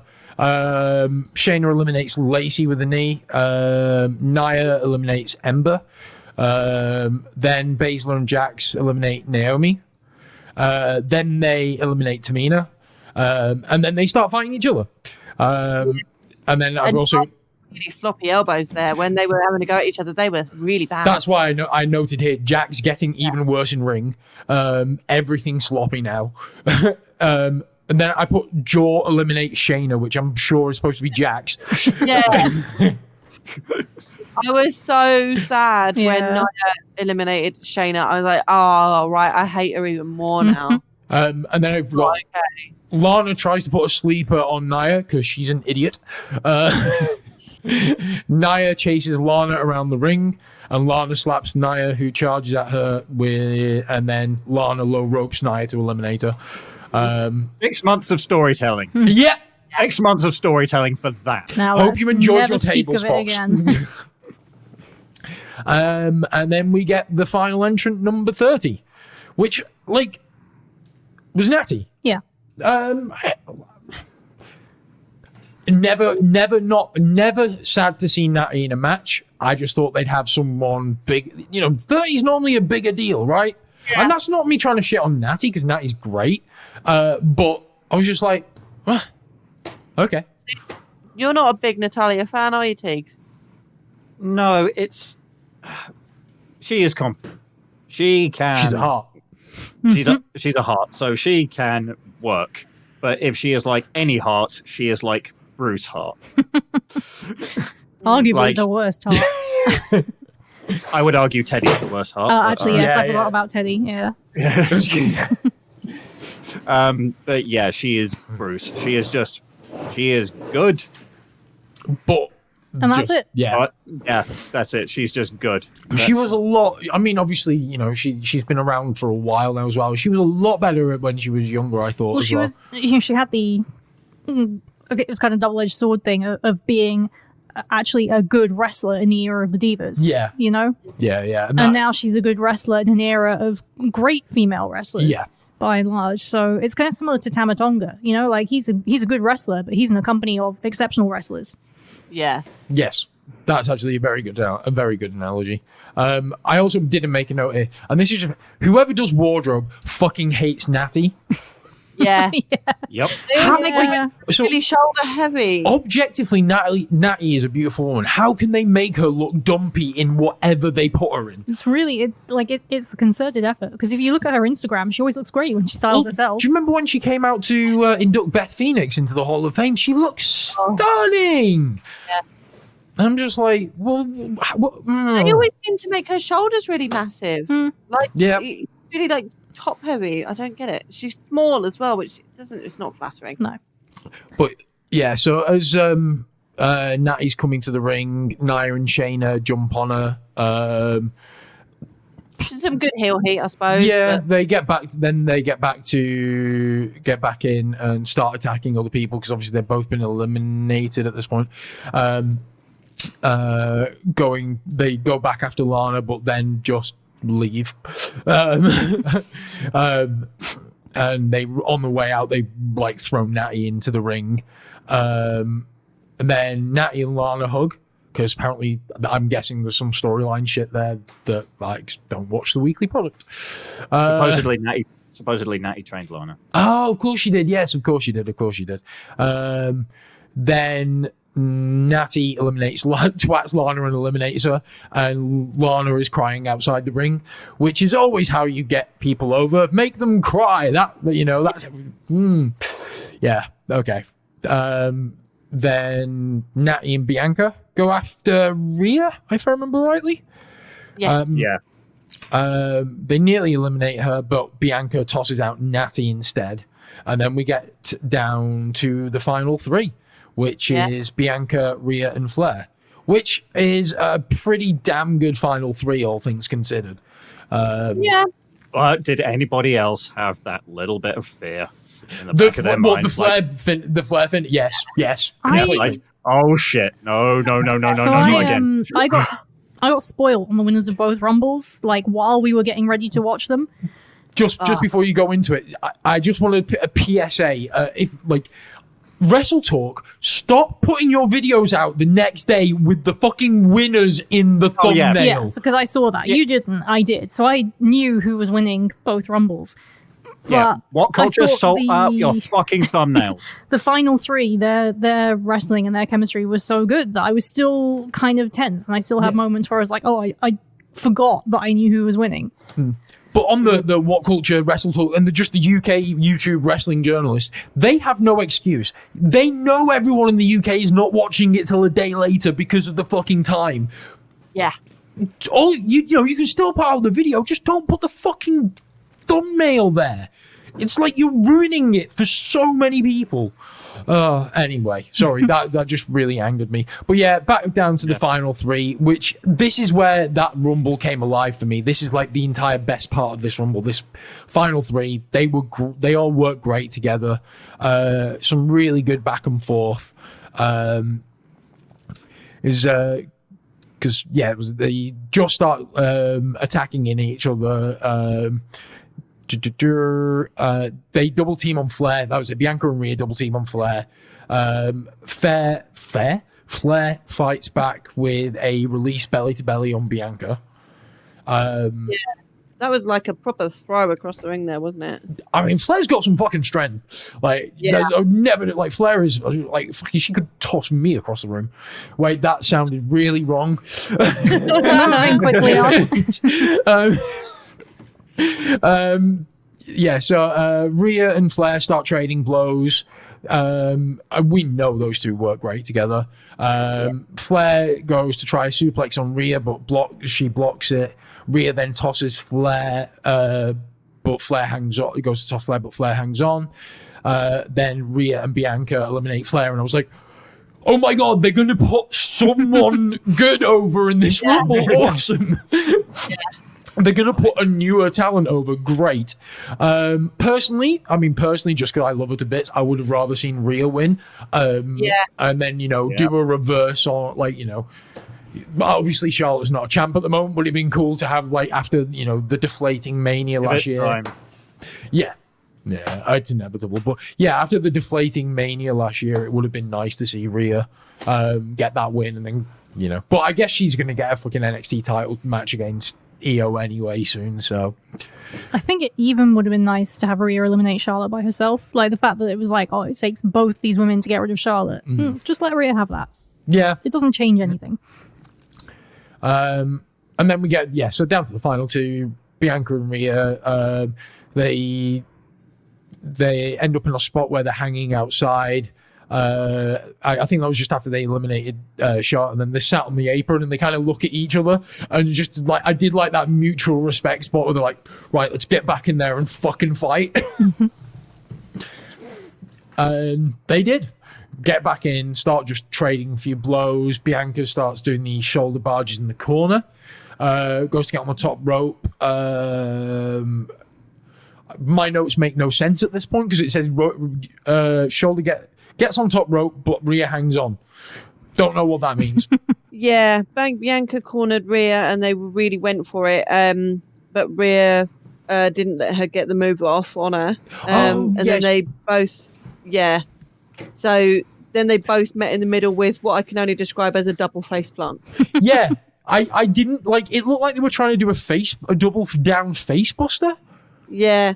It looked like Yeah. it. It was a bit messy.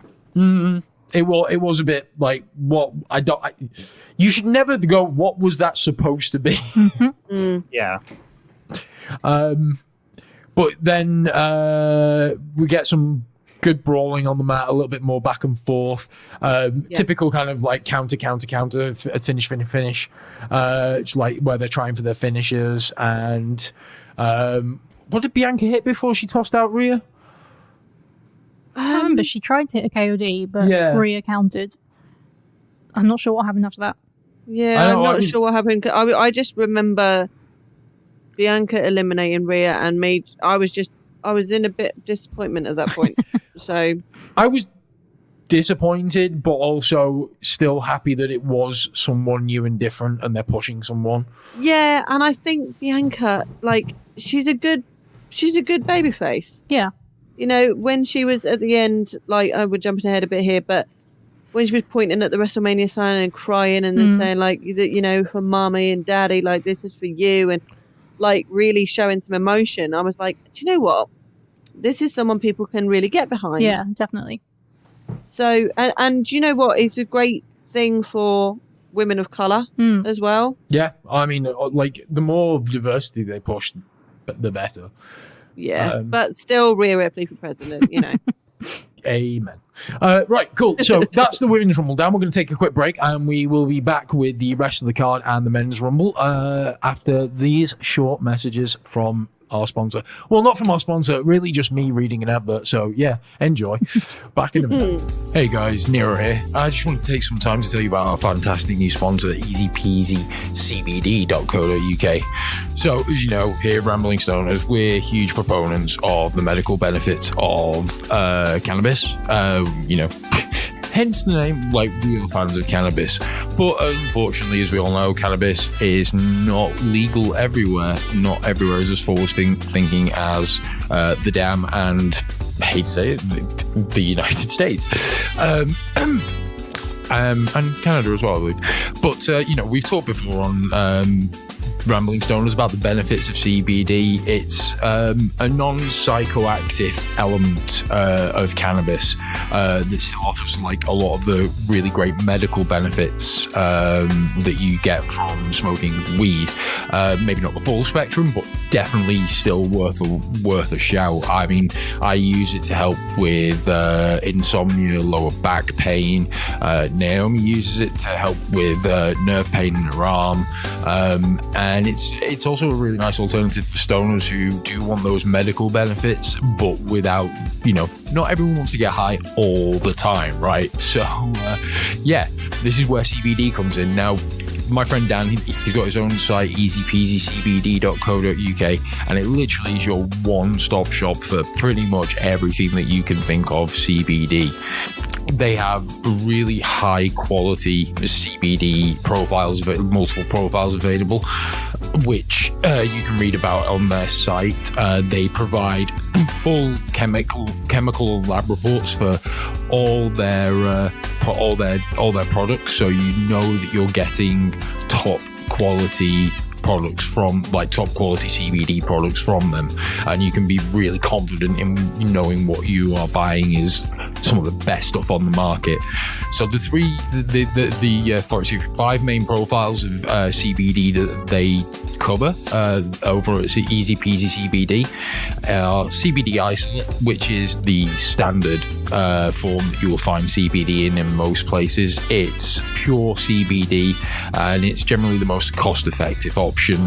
It's just an extraction of that CBD with nothing else, no bells and whistles.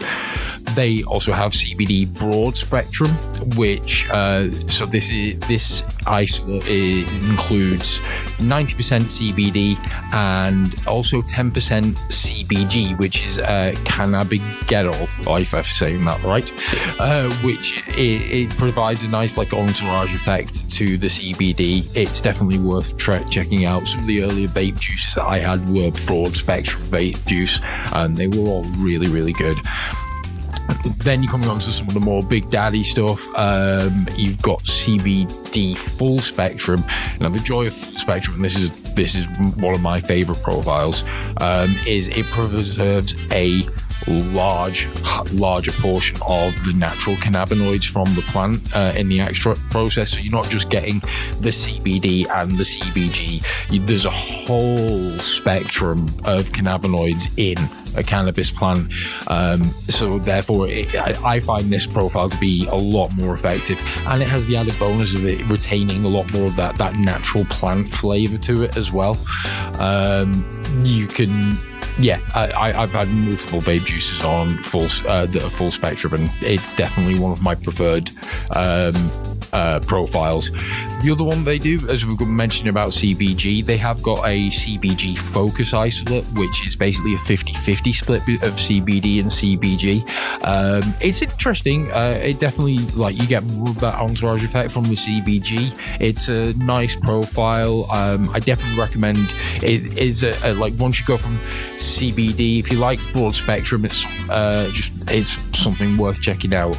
But the big daddy, and it's something that I never had before I tried the stuff from Easy Peasy CBD, is CBD flow form. Now, flow form is probably the best type of concentrate that you can get on the market. It has over 30% non-CBD cannabinoids in there, and it can also contain trace THC as well. Not enough to actually have any psychoactive effect, but enough that you should be wary if you are in a profession where you have like fairly stringent drug testing or something, because that could show up on there. But if you're able to, flow form is it's really, really effective. It's really, really good. I've been vaping flow form now every evening night when I'm not smoking weed, and even then sometimes when I am smoking weed. And again, in terms of helping with, like, you know, my back pain, especially my insomnia, it's been absolutely fantastic. I can't recommend it enough. They do their vape juices as well with 2 different carrier oils, typical PG, which most of you vapors out there are going to know, but they also use like MCT oil as well, which is you're better off using maybe one of their products. So they do some like the Dib Dab vape pen, which is actually a fantastic product because it's great for working with crumble as well. Speaking of which, they do offer, Easy Peasy CBD do offer all these profiles that I've mentioned in a wide range of formats. So you can get it in vape juice, in oil drops, and as I was mentioned, in crumble. And now crumble, like, I personally eat crumble as well. Like, it's maybe not the recommended way, but you can effectively treat crumble the way you would shatter and dab it. And they do have a great product called the Dib Dab vape pen, which has an attachment for melting down crumble and dabbing it in that, a normal standard vape liquid attachment, as well as I've not actually used this one yet, but it's basically like a pen end that you'd stick into the crumble and it'd heat up and melt it, and you dab it that way as well. Really cool product. I've been using it mainly as a dabber for crumble if I don't fancy using my dab rig or my bong. But they have, like I say, a great range of products there. They also have you covered for all your DIY needs. So if you want to make your own personalized CBD, CBG, broad spectrum, whatever, vape juice, crumble, whatever you want, they've got all the kit there that you need, including a great range of terpenes, which is basically the flavors from the cannabis, and they've got a lot of different strains of cannabis flavor profiles in there. So you could probably find one of your favorite strains on there that you like the taste of and make your own CBD product to replicate that flavor. So that's just great stuff. They've got really good FAQs and details, and more than I can go into now on all their products on the site. So do please go to easypeasycbd.co.uk and check out their awesome range of products, and I guarantee you'll find the CBD product that is right for you. Anyway, that's easypeasycbd.co.uk. Check them out. Cheers, guys. And now back to the show. And we're back. Welcome back. We just finished up with the women's Rumble, and after the women's Rumble, we had a backstage skit with so every time I tried to type Miz, it auto corrected to Mix. So if I say Mix, I mean Miz. So yeah, Miz and Morrison, and all I've got is this is terrible. How is John Morrison, Johnny Mundo, a world champion in every other fucking promotion he wrestled for, and just a mid-card comedy act in WWE? Because that is just the nature of things. Yeah. It really is. And I fucking loved Johnny Mundo in Lucha Underground. We He started- was part of that show. And So he just... yeah. You're having some kind of spiritual awakening. It's a big fish, small pond Yeah, I thing. know. But he was great in TNA as well, and obviously he was Triple R Mega Champion as well. Hey, anyone who pisses off Austin Aries is a ace guy in my book. Stalwart. Yes. So yeah, they did a backstage skit. They insult. They basically tried to get on side with what was his name? Bad Bunny. Bad Bunny, that's it. And then Miz is insulting G.I. Bro, and G.I. Bro is behind him, and then it's all just bad. Then we cut to the kickoff panel. Why the fuck is Sonya on the kickoff panel? She was just Why starting wasn't to she do in the Rumble? Why wasn't she in the Rumble? She's I just would've been fucking marked out if she'd showed up in the Rumble. She just started to do some of the best in-ring work of her entire career, and then obviously it was really unfortunate what happened, and completely understand stepping away. But they come back and they put her in. She comes back and they put her in some fucking backstage JM type role. I'm like, motherfucker, get her wrestling. I knew it was Yeah. incredibly unlikely, but if they hadn't announced ahead of time that Natty was number 30, if she had come out at number 30 and won the fucking Rumble, that would have been awesome, Awesome. and it would have Amazing. made sense. Yeah. And it would have been a great way to be like, yeah, Sonya's back, let's push her. Yeah. Because also she's going to be, after everything that just happened, there is no way people ain't going to cheer for her and get behind her as a huge baby face. You can't not. But, Yeah. But no, let's just have her on the kickoff panel because... And then there Reason? Yeah, because, fucking... there was definitely... then there was like a skit with the 24/7 championship. The 24/7 DDT Iron Man Heavy Metalweight Championship presented by Subway. Peter Rosenberg, That was it. 24/7 champion. I just put, because I couldn't remember his name, I literally just put Talkie Man wins belt. I mean, you can reuse that when R-Truth wins it back, inevitably. Well, yeah, that's true. And R-Truth, I've got like a love-hate with R-Truth. Like R-Truth, obviously what he does is kind of bollocks, but he does his bollocks really fucking well. So Yeah. I mean, it wasn't until probably they did this 24/7 thing that I actually sort of like regained my appreciation for R-Truth. yeah. Because, I mean, and we haven't mentioned this yet, but I think it needs to be said. He looks fucking great. For his Yes. age. He does not fucking age, man. It's that saying, man, black don't crack. Yeah, I was No. about to say the same thing. He looks like the same now as he did when he won the NWA Yeah, championship. he yeah, he amazing. looks like fucking like I am like if I could even begin, I don't look that good now when I'm half his age. Motherfucker. I love it, but it makes me a little bit depressed. I'm like, fuck, you could be younger than me, you asshole. But yeah, after that, we get into the Universal Championship. Reigns v. Owens, last man standing.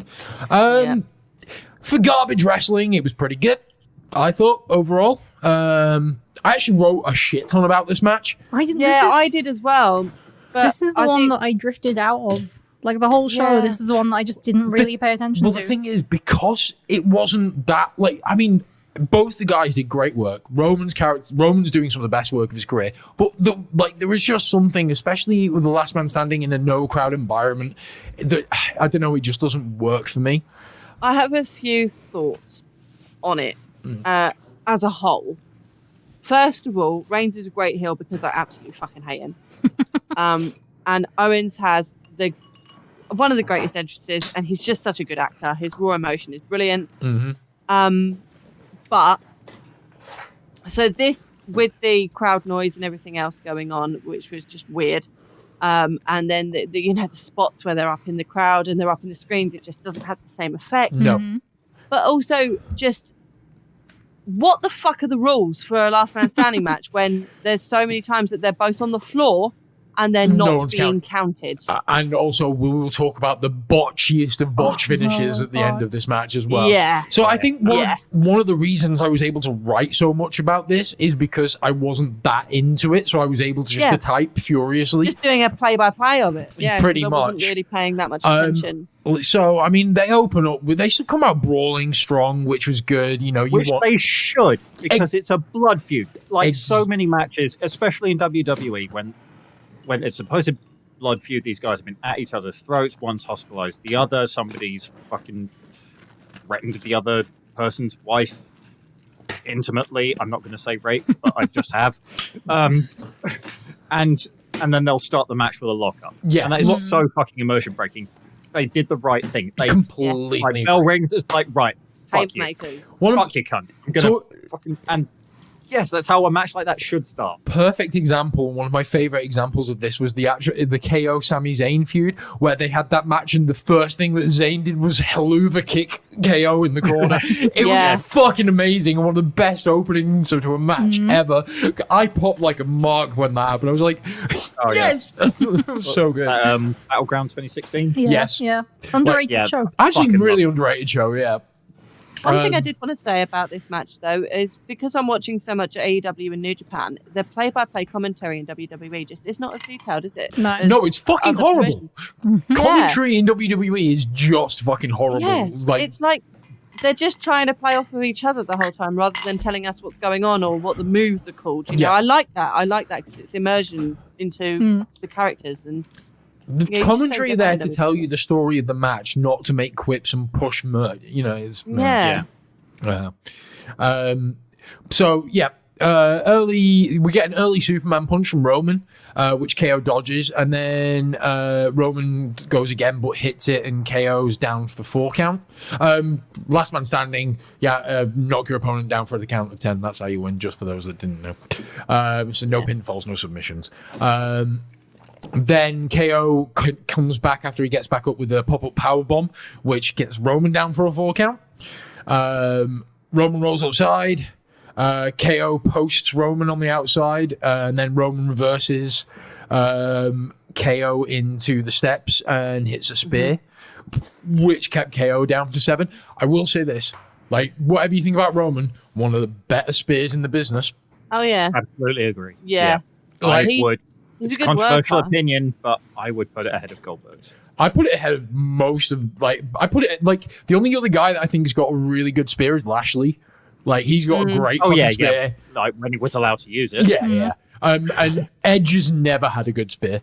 Edge, like, gently folds you to the ground. It's very tender. But yeah, he hits the spear, KO's down for 7.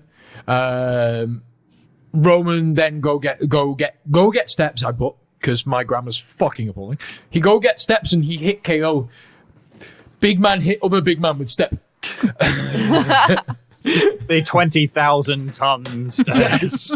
The tinfoil It was steps. entertaining. I think Owen's facial expressions and his his acting during this match was just on point. Like, you can't fault him for that. Both of them, like the acting, like the actual storytelling and acting in this match was really good.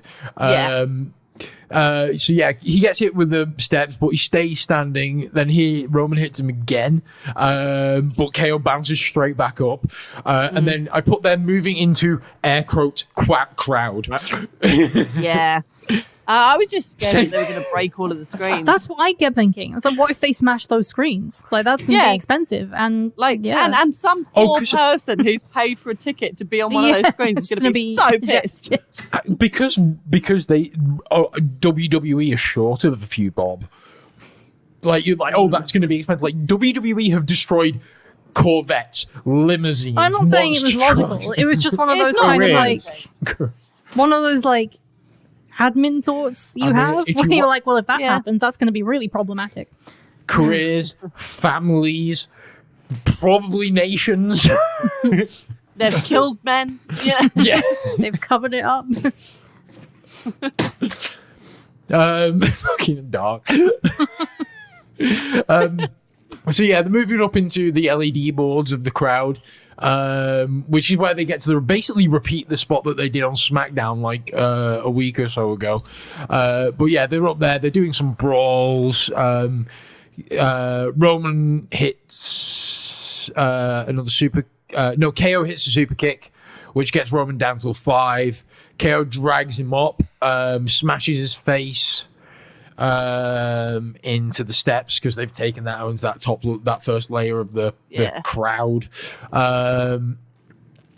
They start working further up into the crowd now. KO's hitting Roman with the steps. Roman lands on a table next to the LED panel, and this is when KO climbs up, and it's like he's gonna get payback for what happened on SmackDown, because on SmackDown like a couple of weeks ago, Roman threw KO from the elevated part of the platform where the crowd LEDs are and through a table. But Roman gets up and pokes KO in the eye and then climbs up to where he is. So they're both kind of like up in the elevated part of the crowd now. Roman gets a chair from somewhere because... Yeah, why are there chairs? Why are there chairs in a virtual crowd, right? It's not like they can use them. Although I did just do that out of habit. They thought that put some chairs out for there's no crowd for old time's sake. Like the special kid they have on the ring crew who got kicked in the head by a horse. He's not quite all there. Yeah. I did love the commemorative chairs they had for last year's WrestleMania and stuff, which was the I wasn't there. I appreciated that they lent into that. But yeah, so they're both up in the crowd. Roman's hitting KO with the chair, but KO comes back with some punches. Roman then fights back and slams KO into the LED board. Yeah. At that point, I thought Vince must have been audibly clenching because so much could have gone wrong. Those could have come loose. All right, someone could have had a really bad fall there. Definitely, but fortunately, no one does. They carry on brawling. Roman goes down. So after climbing up high into the crowd, KO hits a super kick and Roman down for a 5 count. And then KO starts attacking Roman's knee with the chair, which is, smart tactics, man. Like this is one bit where the commentary were on point. They were like, "Hey, if you don't want a guy to get back up, take out his fucking legs." I was like, "Okay, I like that bit of storytelling. That was a really good point." Where am I? So Roman's selling of his knee at this point was really good as well. He's getting laid into with the chair. They're getting closer to the edge of the platform, so very telegraphing some shit's gonna happen. KO hits a stunner on Roman near the edge and goes to knock him off, but Roman counters with a punch and then a Superman punch, and then Roman throws KO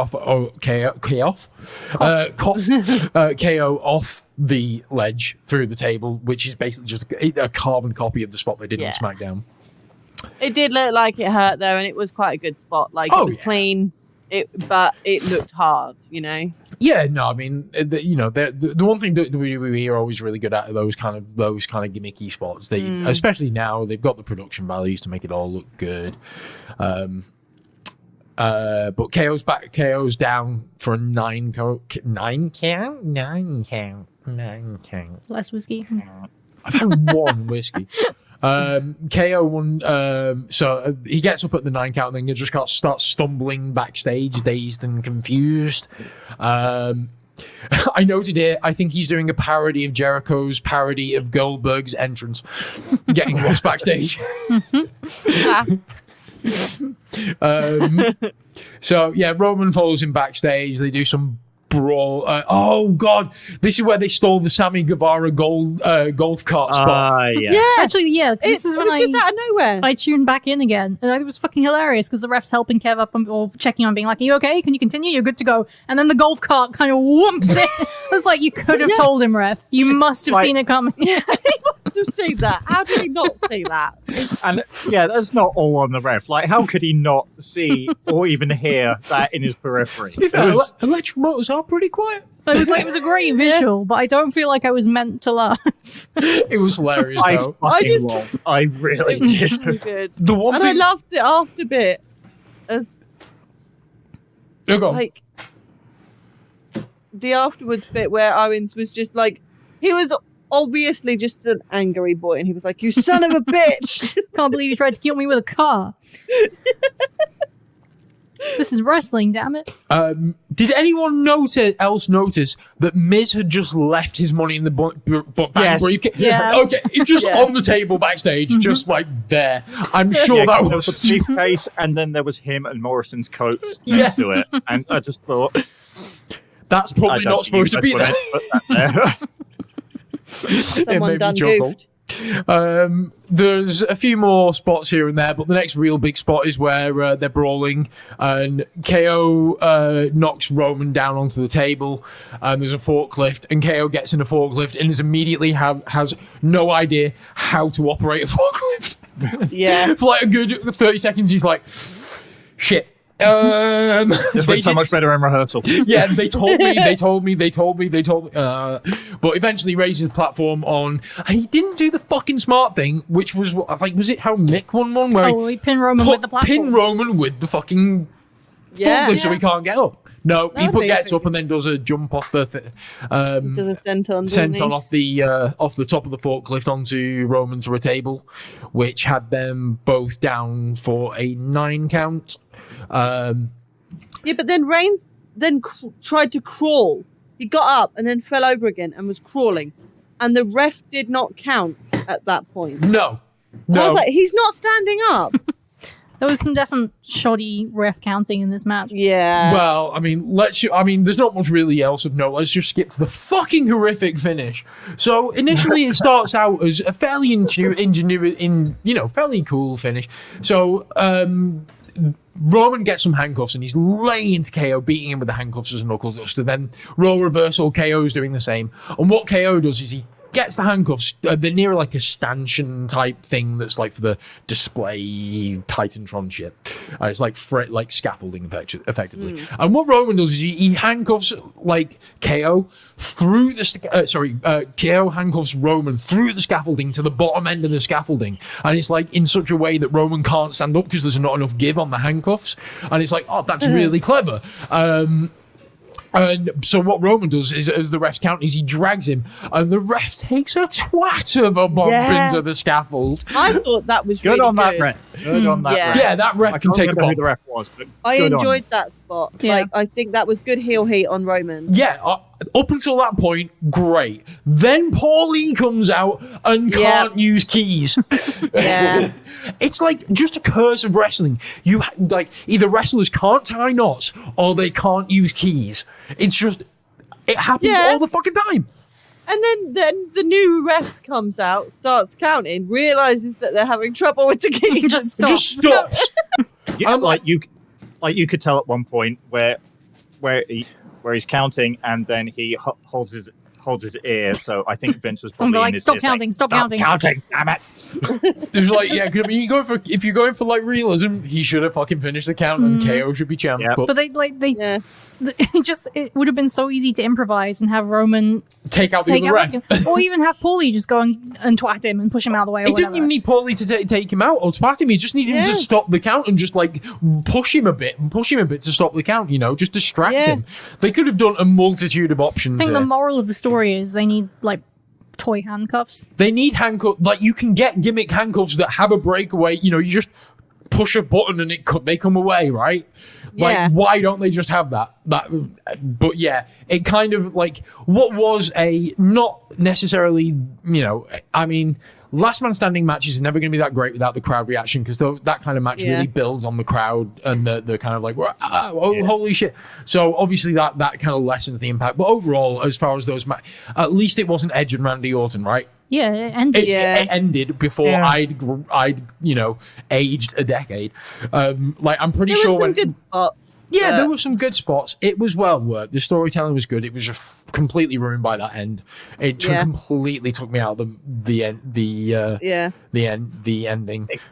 It gets Roman's guillotine over as a submission as well, Yes, I think, yeah. which is good because I think heels should have a submission. As I agree. Finish, not necessarily one that they break out all the time, but they should have. As long as it's not the money clip. Yeah. As long as it's not the money. Yeah. Well, yeah, no, I think Roman's guillotine looks good. It looks like an MMA guillotine. And I'm always really impressed when he just hops onto the guy and the guy like, holds him up while he's being choked out. Well, I mean, he's a big, strong dude, so you can, like, a guillotine, like, fucking, I've been in a guillotine, they fucking suck. So, yeah, Any no, chokehold sucks. yeah, completely. I thought like the guillotine finish was really great. Just having KO out cold. My next note was they had basically my next note is 69 days to Mania. Nice. That's exactly what Tigger said. Okay, so like, so basically, so far we've written the same notes a lot of the time. Pretty much. Yeah. And then we come into the not the final match of the night, but the next the men's Royal Rumble, which probably take up the next chunk of this podcast. That was the final match of the night, wasn't it? No. Yep. What was after the Oh men's no, Rumble? it was the final match of the night. Why? Yeah, you corrected me with such confident scorn. Because in my head, I am like, surely they've put Roman on last. And I'm just like, we just recap Roman. That's how No, they've learned. It took them 6 years, but they've learned. So, Royal Rumble, men's Royal Rumble. Final opens- match of the night. Final match of the night. Definitely the final match of the night. Edge and Orton as number 1 and number 2. Orton's burns have magically disappeared and healed because magic. Yeah, he looks really good for a No, burns victim. Can I also just say, I hate that they announced numbers 1 and 2 ahead of time. Yeah. So, like, part of I think the main appeal of the Rumble is we don't know what's going to happen. I don't mind. Anything can happen. I don't mind one being announced sometimes if there's a storyline reason for it. Chris Benoit in 2004. Shawn Michaels, Rick. Was it Ric Flair? No, he was 2 or 3? He was number 3. Yeah. which Yeah, was but like Shawn Michaels when he entered, like there are times when there's storyline reasons for going in first, and that's fine. But yeah, no, keep it a surprise because like it's your first big pop surprise of the night. Why the fuck not? Why not start the crowd off with the hot like, whoa, hey, cool, fucking way. Exactly. So they come out and I'm like, my first notes are, I am so fucking over this feud.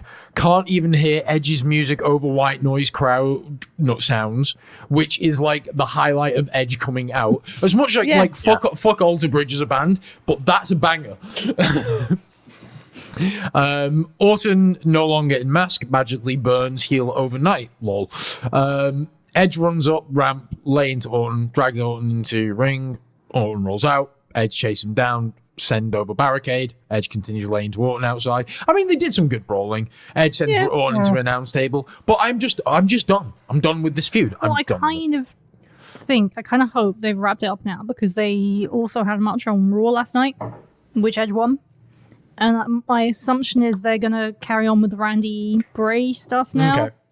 I haven't watched it in 2 years, and there's a reason. I mean, I like Orton as a wrestler, and I think with the right opponent, he can do some amazing work. Him and Edge they work well together, whether you're over it or not. Like, they do work well together. Unless it's the Because last they man know standing each other. match of I think it's WrestleMania. one of those pairings though where it's like, okay, I appreciate that you guys are good at what you do. I just don't care about what you're doing. Yeah, and it's also yeah. it's also this like you guys have been around for decades. I'm done.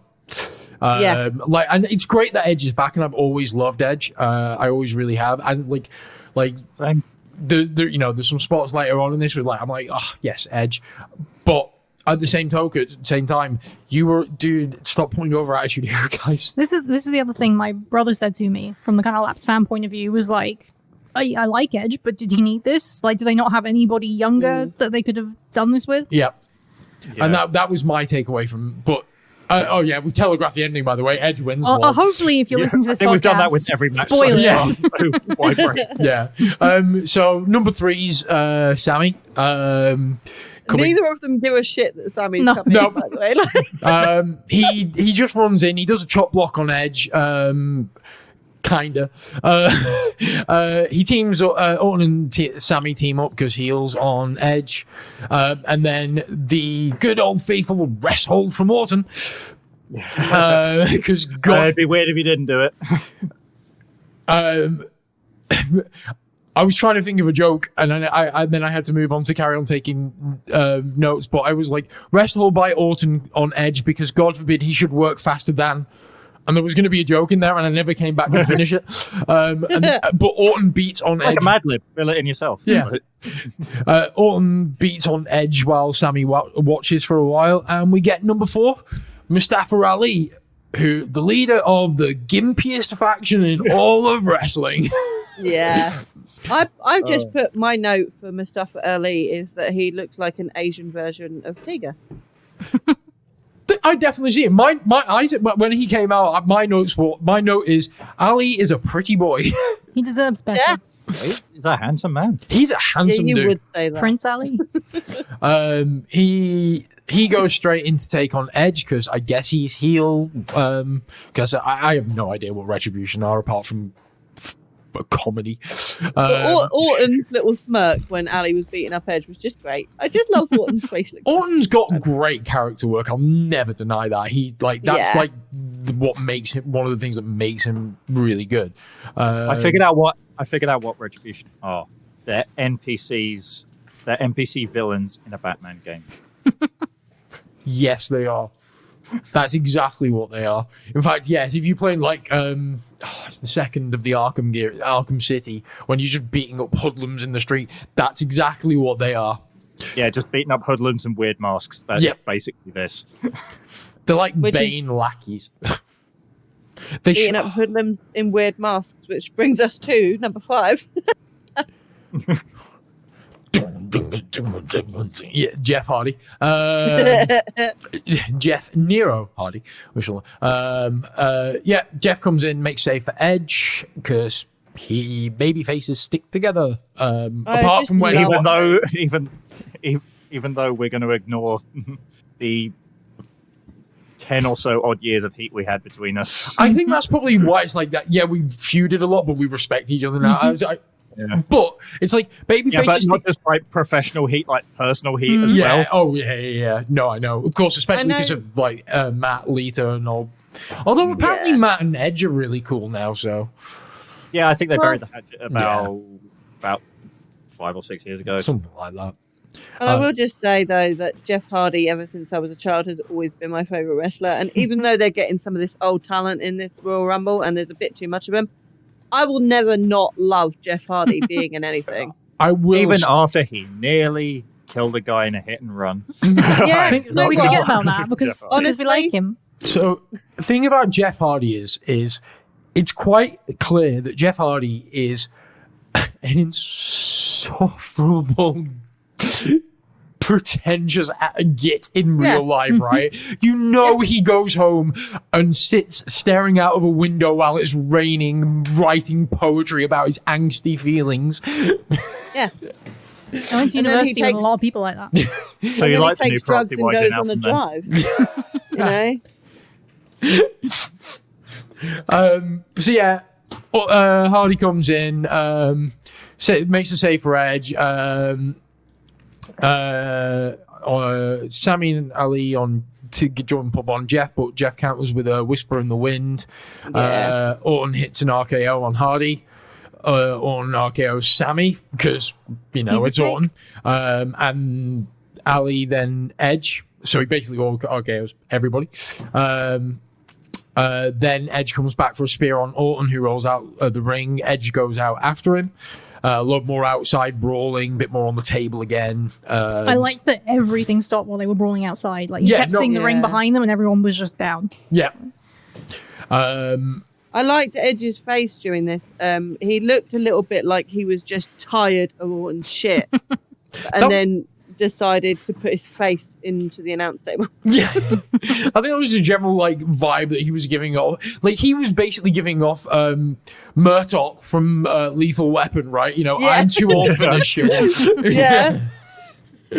I'm 1 day away from retiring, motherfucker. And then we get just like the least exciting entrant of possibly the entire Rumble, Dolph Ziggler.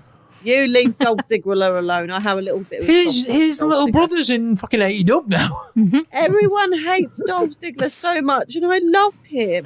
I feel sorry for him, and sometimes I like him. Dolph is a great worker. I have Ziggler nothing as well, against. I have nothing against Dolph. Is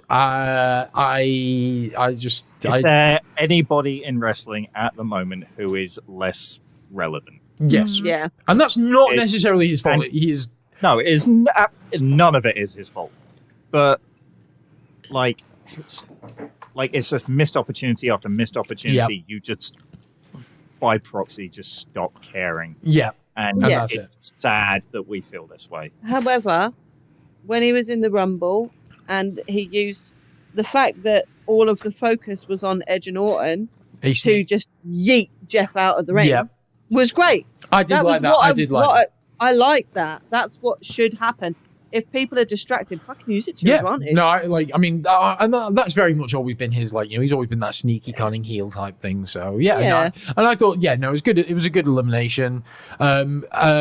Like, Edge just twatted the shit out of Orton with the chair at this point, and Orton's being, like, he's twatted his leg. He's being tended to by the referees because, oh my God, if I'm hurt, the referees are the last motherfuckers I want anywhere near me. Jesus Christ. But so he's being tended Unless you're the AEW doctor. Yeah. Actually, I take the ref. Bring the referee. Give me over. Give me over.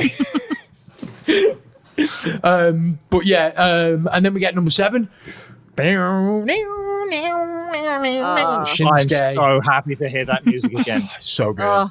I love and his Shinsuke. gear was awesome as well. Yeah, she's got rid of that stupid fucking jumpsuit. I'm so happy. Yeah. And he's just turned babyface as well, hasn't he? Yeah, that's why he's got his babyface music back, and I want that to stay forever. Like the one WWE theme happily caved on it. It's like, fine, you can have the CFO money. Yeah. It's so fucking good. It's just so good. The way I think about Nakamura is he is a living legend, isn't he? Yeah, I'm completely. really, really glad to be seeing him, like, you know, and being within that era of wrestling and watching him go from New Japan into WWE and like the great trajectory that he's had. Because I feel like he's important. I feel like he's just going to be so celebrated. Although I will say that I do think Nakamura took the job in WWE just so he could surf more. If you follow him on Instagram, all he does is surf. He's just like, I'm tired of actual strong style. I want surf style now. Yeah, he loves surfing. And it's great. He talks about on social media. He's just like, no. I mean, to be honest, like, I have all the respect in the world for Shinsuke and being like, I have worked my ass off for the lot of my career. I'm now just going to earn some fucking money and chill. Live your best life. Yeah. So I like, you know, as much as I would love to have seen like, you know, New Japan caliber matches out of him in WWE, you're just never going to get it, right? It's just they're never going to book it. Nah, he's made a name for himself. So no, they did kind of tease it at the beginning when he had that amazing match at NXT over Dallas with Sammy. So great. He hasn't had as good a match since, but he doesn't really need to. Once and what his motivations are, which is basically collect fuck money and surf. Yeah, I did like the Shinsuke AJ though. I know because I was sick of the nut shots, the eternal nut shot feud. Yeah. It just did. Yeah. But it got old real fast. The thing is, yes, Shinsuke's not had a match of the caliber of Sami Zayn. His first match in WWE is his first match with Sami Zayn yet, but he's also not really had a bad match either.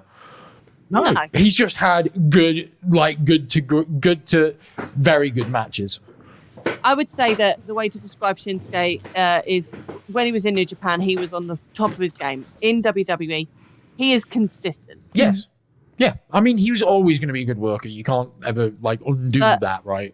That's more than you can say for a lot of the talent in WWE. That's true. Is consistency. Yeah, completely.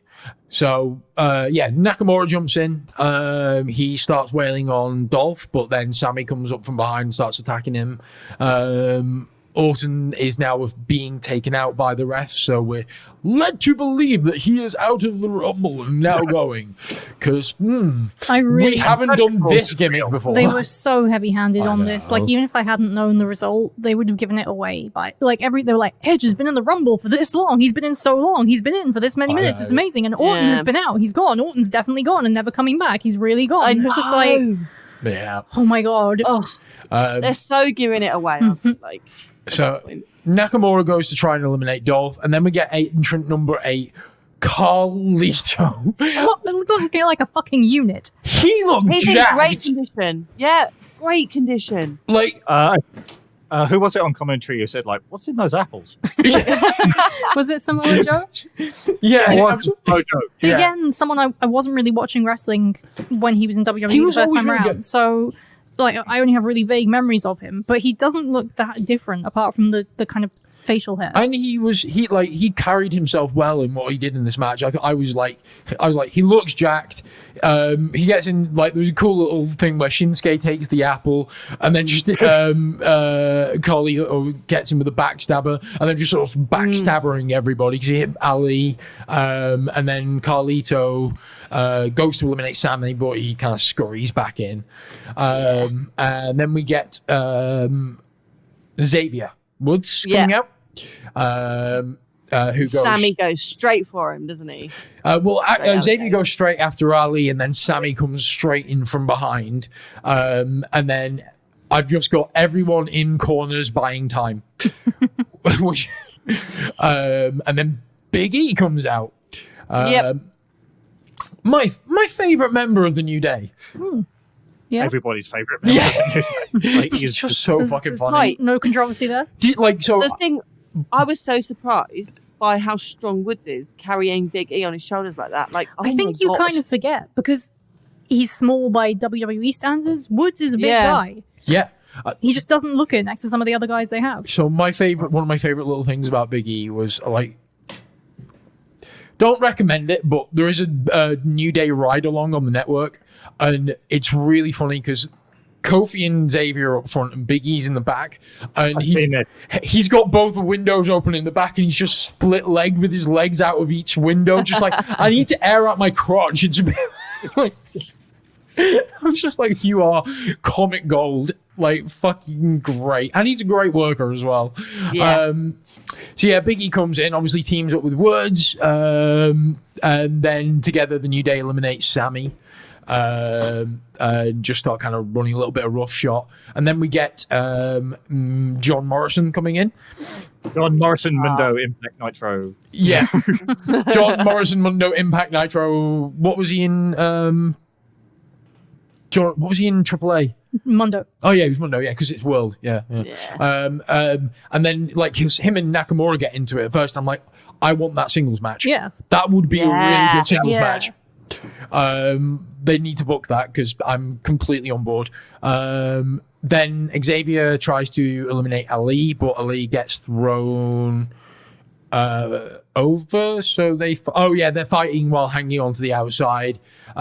Big E tries to save the save for Xavier, but Ali eliminates Woods. But then Big E gets revenge for Woods and eliminates Ali, and then we get chokes him though. Yeah. So then we get chokes him. Then we get Ricochet coming in, and I have this holy shit moment. Why have we not had Johnny Mundo versus Prince Puma? Why have they not done this shit? Because we know that they have great matches. Yes, they've had several of them. It just seems like a no-brainer. Was it Mundo and Puma that did have the all-night long match? Yeah, 45-minute Iron Man match. It was fucking awesome. Great. Like, oh my god, you know these guys can put on barn burners. Fucking book it. Book the shit out of it, please, WWE. I love watching Ricochet work, and the way he came into this Rumble, just acrobatics straight away off the top rope, flying at everybody, was just it just gave such a good little it was like refreshing to see in the Rumble. It's not just another guy coming in and giving forearms, you know, it's a guy who's coming in and actually just doing flippy shit.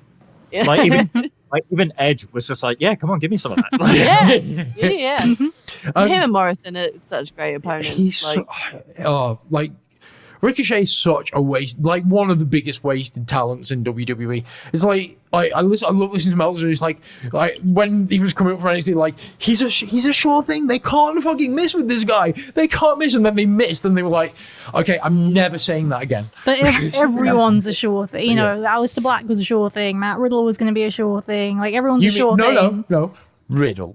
Just Riddle. Riddle might redeem himself yet. Yeah, that's true. There is time. There is still hope for Riddle. If his performance in the Rumble, they need to give him Matt back first. Say then they'll give him his name back. But I didn't really write much else. You've got to earn your name. I didn't really write much else between Ricochet and Elias because I was still busy being angry that the fact that they'd not done Johnny Mundo and Prince Puma.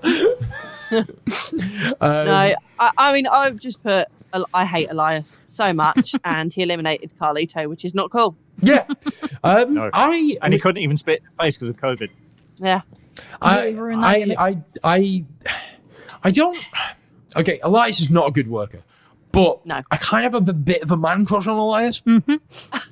I don't like his eyes. He looks like a fucking lizard. I think he's got more musical talent than he does wrestling, and he's in the wrong profession. I just when his entrance music started, I had no idea who it was because I've never heard it before. Because he always comes out and does the little concert thing. Yeah, I was like, oh, it's a big surprise. Oh no, it's Elias. It's Elias. Yeah, just Elias. So Elias beating on Edge, Dolph going for Nakamura, and Biggie and John taking a break in the corner. Yeah. And then we get number 14, which I was popped for, Damian Priest. Yeah, Punishment Martinez. But I always liked him as Punishment Martinez in ROH. Yeah. I refuse to call him Damian Priest. I'm sorry. I actually quite like Damian Priest. Stupid fucking name. Damian Priest is an urban fantasy hero name, which is why I probably like it. To me, I'm like, okay, that's cool. Like, but as a wrestling name, maybe not so much. Yeah. I fucking love him like so much. I think he's just isn't he like worker. nearly 40 He's now? in his late 30s. Yeah, he looks great. He moves. He does. Yeah, he moves great. Yeah. And the way he came in and just sent Ricochet fucking flying. Mm-hmm. Yeah, well, he twats Elias first, and then he takes down Shin, and then he just sends Ricochet like spinning. I think Priest is what Vince McMahon thinks Baron Corbin is. Yes. Yeah, I'd say that. Well, they actually they did say this on. They did say this when Corbin does come out later about like, oh, you know, Priest inherited the mantle of the lone wolf and the squaring, you know. But we get Priest. Priest eliminates Elias. Thank God he wasn't in long. They do a inset thing with Orton in the trainer's room being tended look to. how injured he is. He'll never come back from this. It's over for real. Edge and Priest trade and do a double down clothesline, and then we get I came to play. The Miz. You can't not I'm neither here nor there on the Miz. He's shit in ring, but he's good on mic. Meh. Right. So I had a thought about the Miz. I think he looks like a cross between Naruto and Johnny Depp in the TV room of Willy Wonka with those stupid glasses. I hate the glasses. Yeah. Awful. I think the Miz looks like a punch bag come to life. Yeah. His face just says, "Please hit me, please." He does. It's kind of what he's built so his career on. Yeah.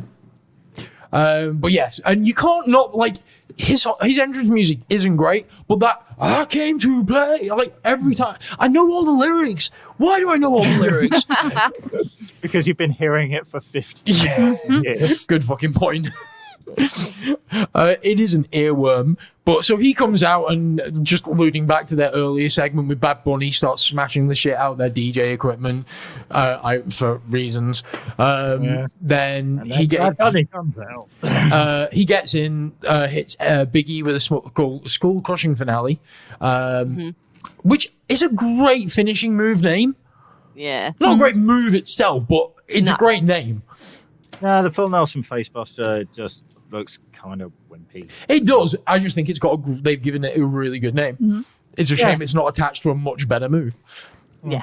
Like the best wrestling finisher name though is still for me is what was the Revival's Shatter Machine. That's such a fucking great name. Yeah. I hate they can't have it. I love the Shatter Machine. It's Yeah, just it's brutal. great. It's one of those phrases that really sticks with me. And I'm always like, I need to put this somewhere. I need to do Shatter something with this because it's just a really good turn of phrase. Yeah. So yeah, Miz and Morrison team up on Ricochet.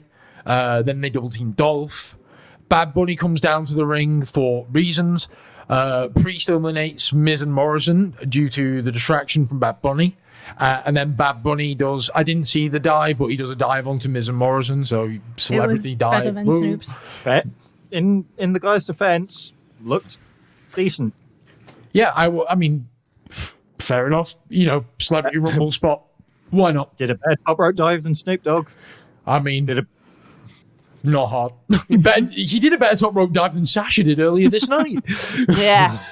That's a good point. And then we get number 16, Matt Riddle. I refuse to call him just Riddle. He is not a Harry Potter villain. And it's not like Matt is it's not a complicated name. It doesn't really take any extra time to just say don't Matt get Riddle. it. I really don't get it. Vince, I would man, call him Vince. Riddle Bro. He's Riddle Bro to me because that's his Instagram handle. He's Riddle Bro. But yeah, so Riddle gets in, and him and Priest go at it, which, great. But we don't really get to see as much as I'd like to see because they do an inset replay of the dive from Bad Bunny. We said though, when Matt Riddle came out, like we want to see more of Riddle Nakamura. Yes, I've got that on my notes as well. Shinsuke and Yeah. Riddle exchange strikes. They Yeah. need to do more of this. It just feels like one of those really obvious matchups. Yeah. You're like, they must be planning to do this because why wouldn't they? King of Strong Style versus King of Bro Style. Fucking book it. And the winner is Strong Bro. Yeah. Which, if you're English and you know Strong Bro, is a great fucking joke. Right. That's what you're drinking right now. I used to drink Strongbow Super. Because, Oh, you fucking. well, fucking masochist. me and my friend James used to do Super Snake Bite and Black, which was Carlsberg Special Brew with Super Strongbow and Creme de Cassis. Sounds grim. Wow. It sounded like you brutal. wanted to die. It's fucking brutal. It's really brutal. And it tastes like tramp in a glass. It Delicious. tastes exactly how you'd expect it to Yes. taste. But yes, then Priest and Riddle start getting into an extra. They team up on Nakamura, and then we get number 17, D-Bry, who I wanted to win because I want D-Bry to have a Royal Rumble win before his fucking end of his career. Yeah, because he's done after the end of the year, isn't he? Pretty much, he's going like part time at best, and it's like. They're not gonna. Well, they might give him a Rumble win if they they're strapped for ideas in a couple of years maybe. But this was like his last proper chance to get a Rumble win, and I'm really sad that they squandered it. Because I think him versus Roman at Mania would have been great. Oh fuck yeah, completely. I think it would have been a great fucking match.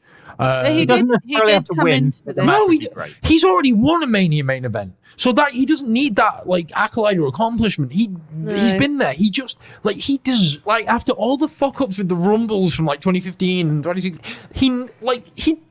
I hate to use the way he deserves, but it actually would be a great piece of storytelling to have him finally get that one last accolade. Yeah. It's not that he deserves it, it would be closure. That's what it is. It's storytelling closure. But alas, it didn't happen. But D-Bry runs straight in, does a running knee on Nakamura in the corner, and then Bryan and Ricochet get into it. That was a great backflip German spot here. Yeah, I was about to say, he does that cool, basically backflip into a deadlift German, which was just so fucking great. Really good. After that, I'm like, he is so wasted in main event.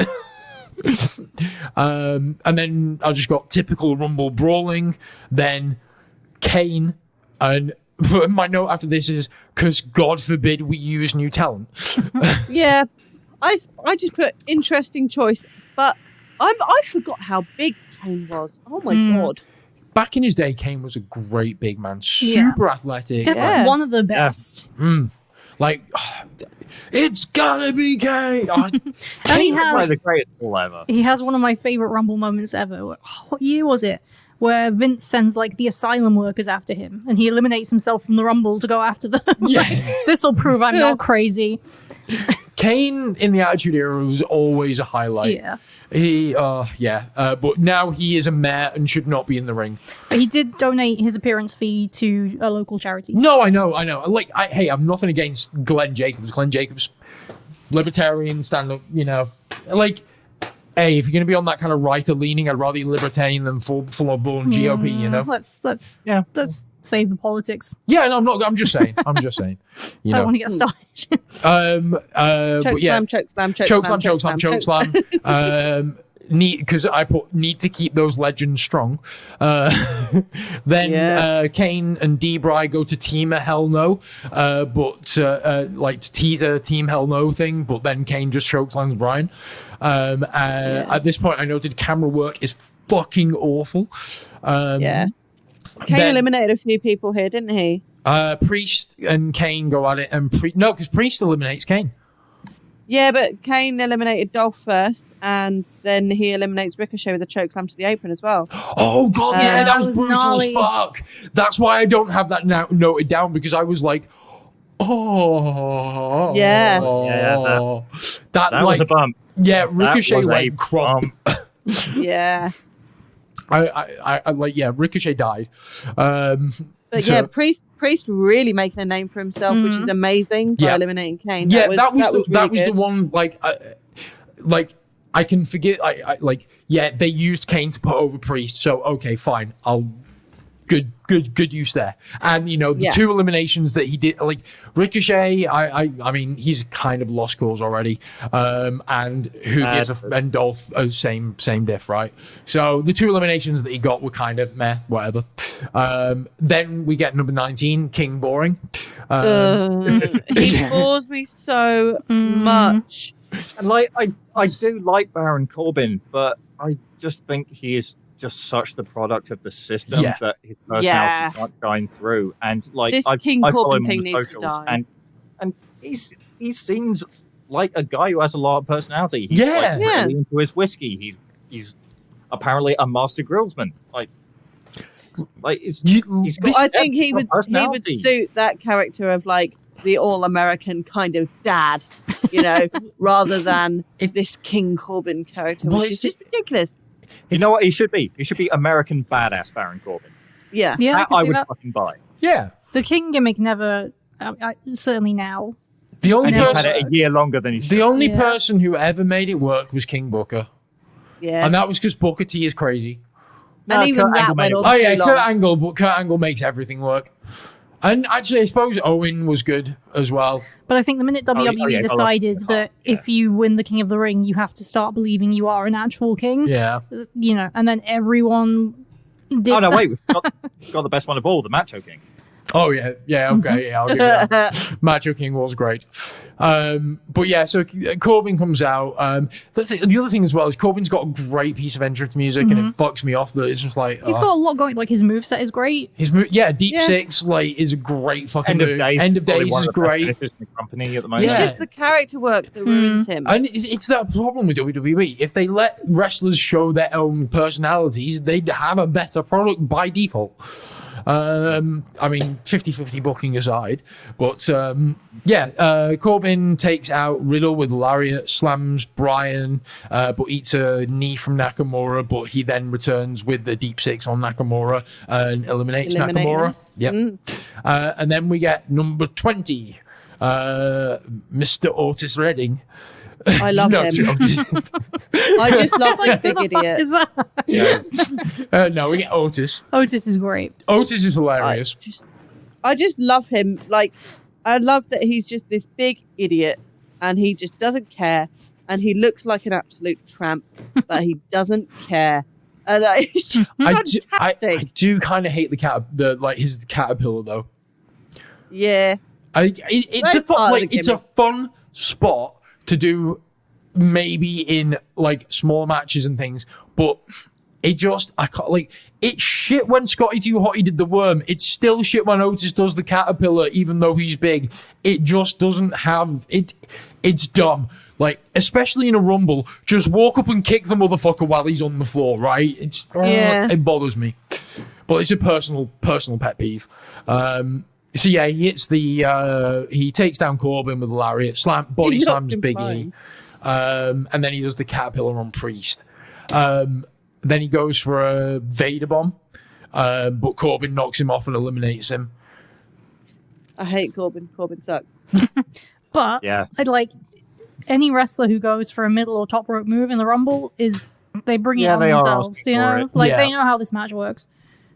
Then we get D-Bry start laying into Corbin with yes kicks.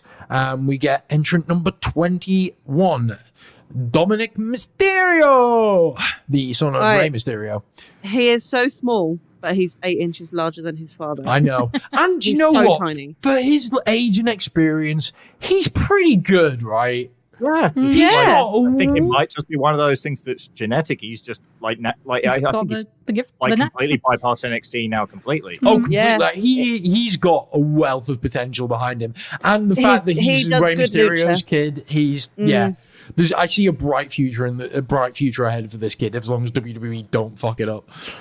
Which Yeah, you they know, will. Fucking up. yeah.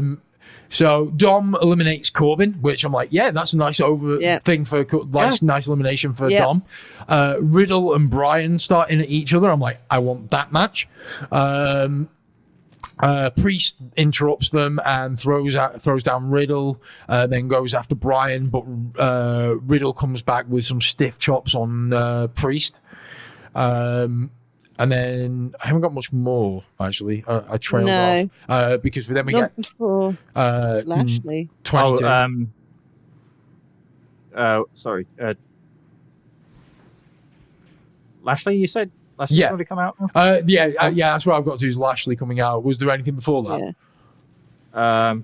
No, just Mysterio drags out Corbin. Yeah. We get Bobby, who throws Fucking yeets, Dominic. which, like, Dom got a good elimination, and it is very believable that Lashley would fucking destroy Dom. So I don't have too much of a problem with this. And, you know, Lashley's, he is a champ at the moment. He's US champ, isn't he? Yeah. Yeah, so, fine with this. Yep.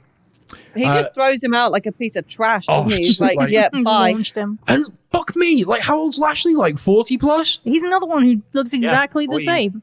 42, I think. Black Like, don't crack. Jesus, and he is hacked Yes. like a motherfucker. So yeah, he eliminates Dom, and then he eliminates Priest. I know. Which was sad, but Priest still had a pretty good run. Yeah, he got Yeah. 5 eliminations in. For an NXT guy, that's pretty Yeah. fucking good going, to be fair. And he was like the only NXT guy in I was this about match. to say that, yeah. It's thin on the ground for the NXT guys this year. Oh shit. Then Bobby, so Biggie and Lashley square off and get into a hoss fight, which I'm like, Horse fight. oh yes, I want that match. I would love that match. Yep. Because obviously it's your two into mid-card champs just going at it. Like, if they it's unlikely, but if they're still like come Clash of Champions, if they're still mid-card, that hoss fight I want so bad. Yeah. Definitely down for that. Then Riddle joins in to team up on Bobby.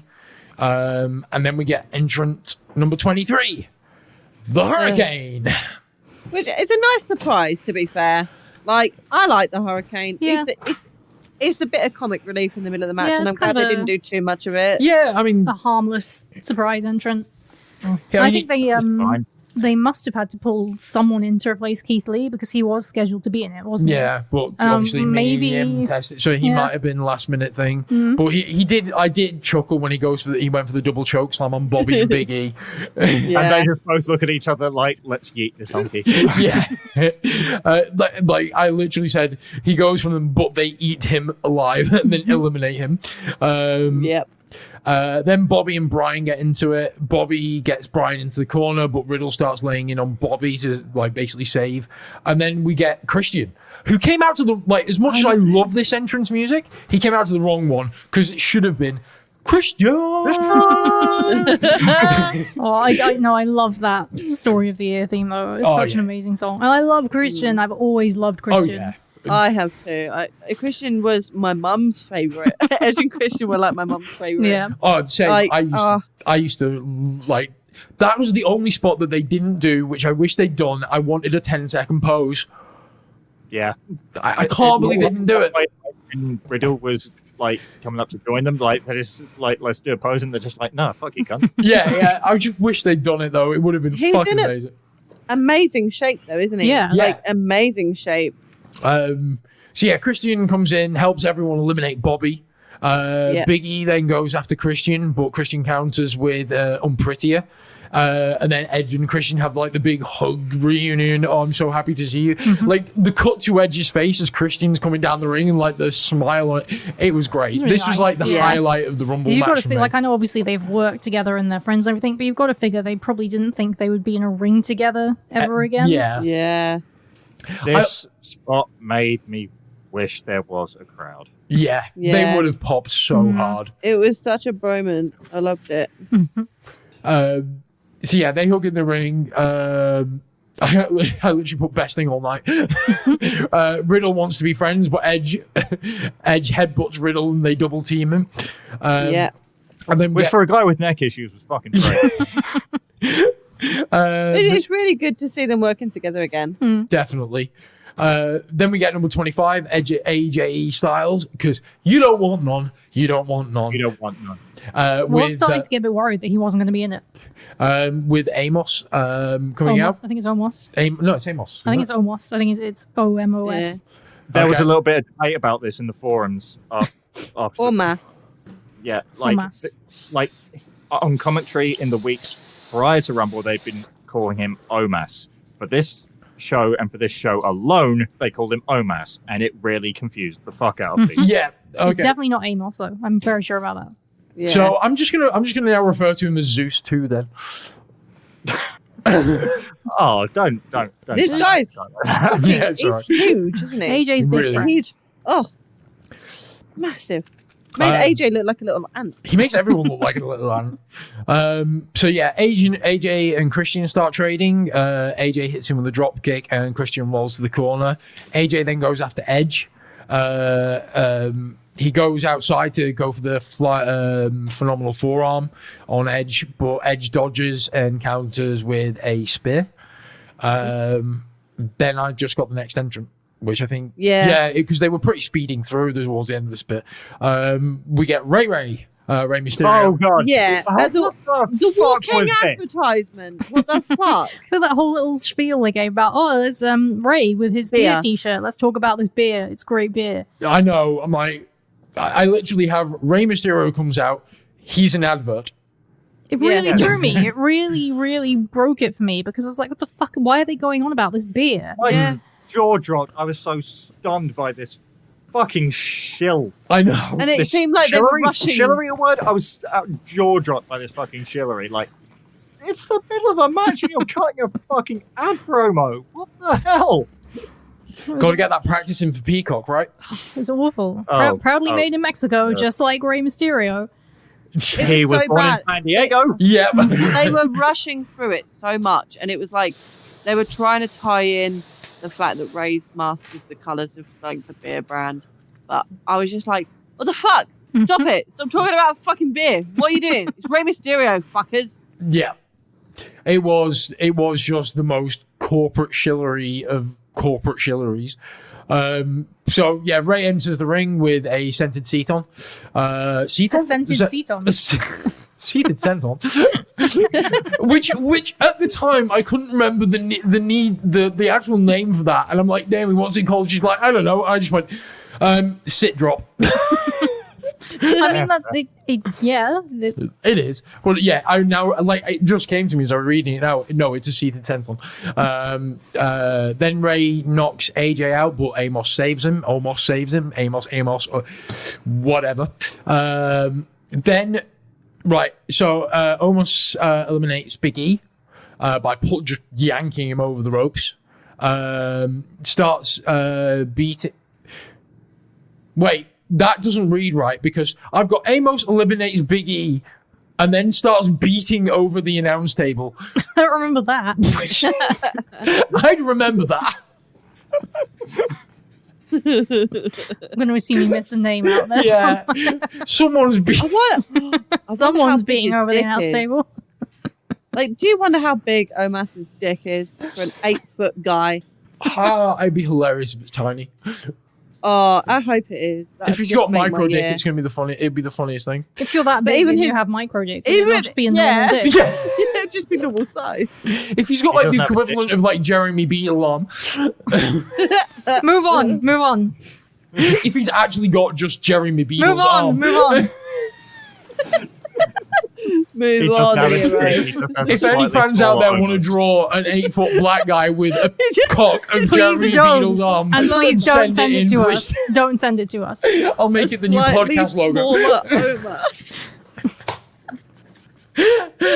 Oh God! Why have you done this? Because it was funny. It's not as bad as Wolf Job. So after the beating over the table, AJ setting up. There was a bit of to and fro between AJ and Big E, which felt like kind of like them setting up for some kind of feud. I thought anyway, because there was definitely some intensity there. Then being on separate shows. I know that was the only thing. I was like, I don't know who's on what brand because I don't watch it. So I'm like, does it fucking matter anyway? I know, was it right? Does it? And don't they normally do a brand like a brand draft not long after Mania anyway? Fuck knows. And then Riddle starts laying to AJ in the corner, and we get 27, the Great White. What was his nickname? The Great. Yes, it was just the Great White. It was just the Great White. Yeah. Yeah. Hang on, wasn't that Big Show's original name? Because his name's Paul White. The Great.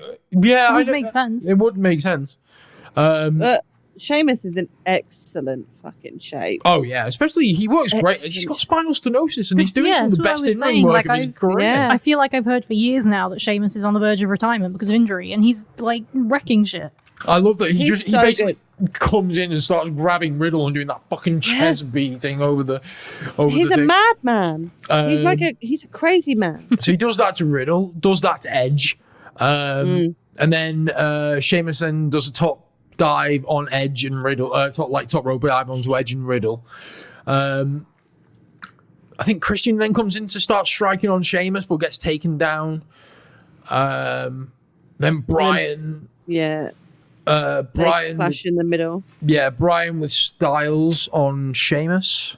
Although, so apparently, because the WWE spelling of Sheamus is not how I... Wrong. Yeah, basically. It kept auto-correcting Sheamus to Shames.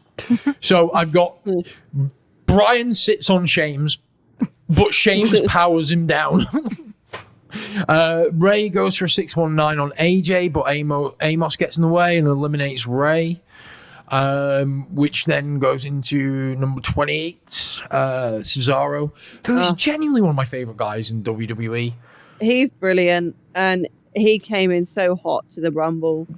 Yeah. And I love the big swing. So do I. Mm-hmm. It's a great spot. For entertainment purposes, it's fantastic. And he can do it for so long. And, well, if the news is anything to go by, he's not going to be there much longer. Yeah, his contract's up soon, isn't it? After WrestleMania. Sheamus to AEW confirmed. Cesaro. Sorry. Yeah. Please to be honest, don't put Sheamus to AEW. No. To be honest, I wouldn't actually mind seeing Cesaro cropping up in New Japan Strong. Yeah. Because he could put on some stonking matches from some of the champs there. And he's got... God, him and Filthy Tom Lawler. yes. Oh, yes. I like take my money now. But yeah, so Cesaro, like, 2 big swing. He does the big swing on D. Bryan. Who else does he do it on? Because he does Is it Christian? Yeah, it was On Christian. Sheamus. No, yeah, Sheamus, yeah. Yeah, because they go to be like, hey, the bar, and then he's like, no, fuck you. Yeah. And then we get 29, which was actually a surprise. I know he'd been rumored, but I wasn't 100% sure. Daddy's home. Daddy. We get the Messiah, Seth Rollins, who, Mrs. Lynch. who, you know, since he has a dad belly now. He's lost a bit of his abs. I like it's such an noticed unfair that, yeah. comment, Yeah, though. but But they you put could him look in at some a new guy gear. in the shape that Seth Rollins is in and be like, oh, he's let himself go. I'm not saying he's Yeah. letting himself go at all. He's still in fantastic shape. But I just noticed the definition on his abs is gone a little bit. I'm like, hey, Yeah, rocking the dad bod. All right, Sweet. all right. Yeah, but he's not Chris Jericho level No, of dad no. bod, okay? But I mean, they gave him some new gear to kind of like take Yeah, away from that a little bit. I like Seth's jacket. I actually Yeah. really like Seth's jacket.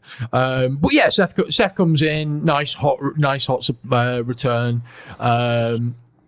Nice slow walk to the ring, show off a bit.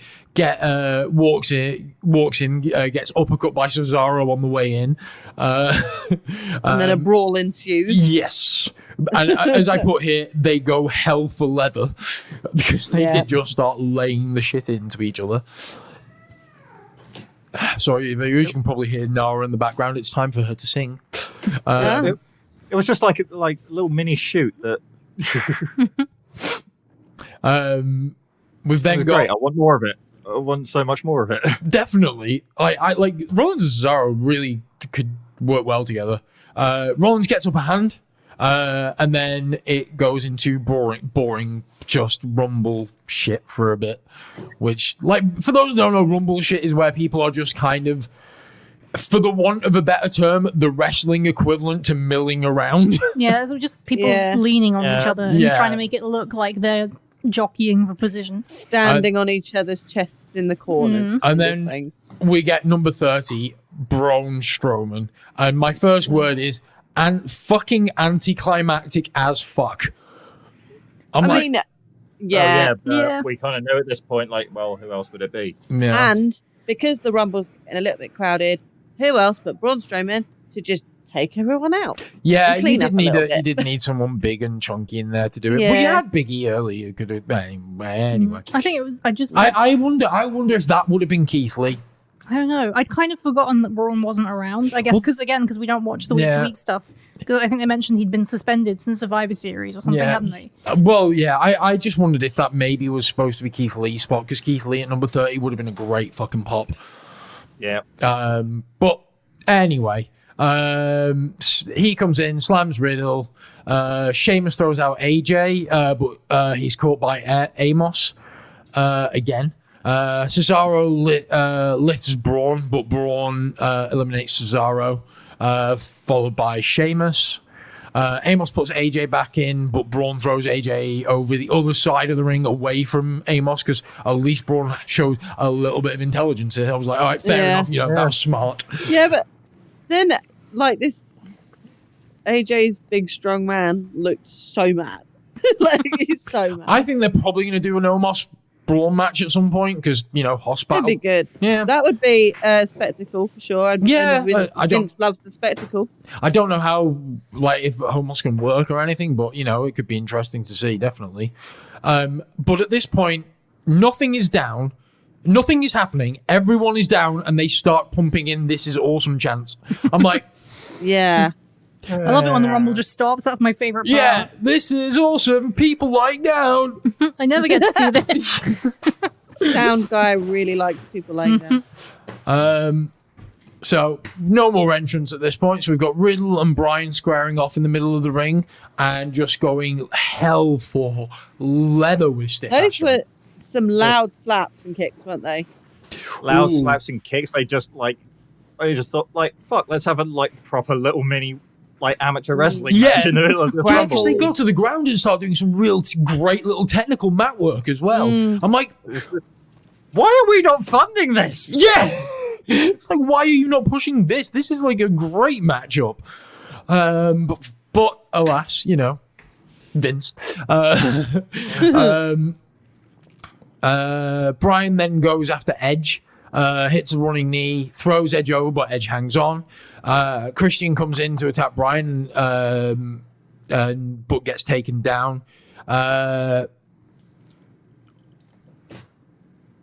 Oh, okay. I had to look at my thing. I was like, what is my typo there? Because my notes read Daniel Bryan Ollie man standing.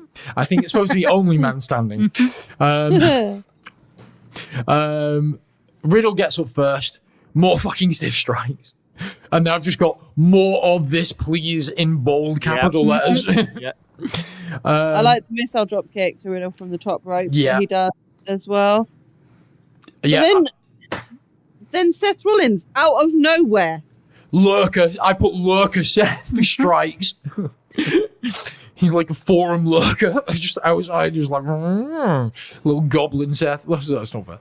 But like that's what I don't mean goblin as in like he looks like a goblin. Why do you hate Seth? I don't. I mean he was lurking like a goblin under a bridge kind of thing. That was the simile I was trying to make. Not that he looks like a goblin. But yeah, lurking outside, comes back in, attacks Bry, and eliminates Brian, which was sad. That my heart did sink at that point because I was still holding a little hope. The next part though was even sadder when Riddle goes to the apron to try and get Rollins, but then Strowman just comes up behind him and is like, "Yeah, bye."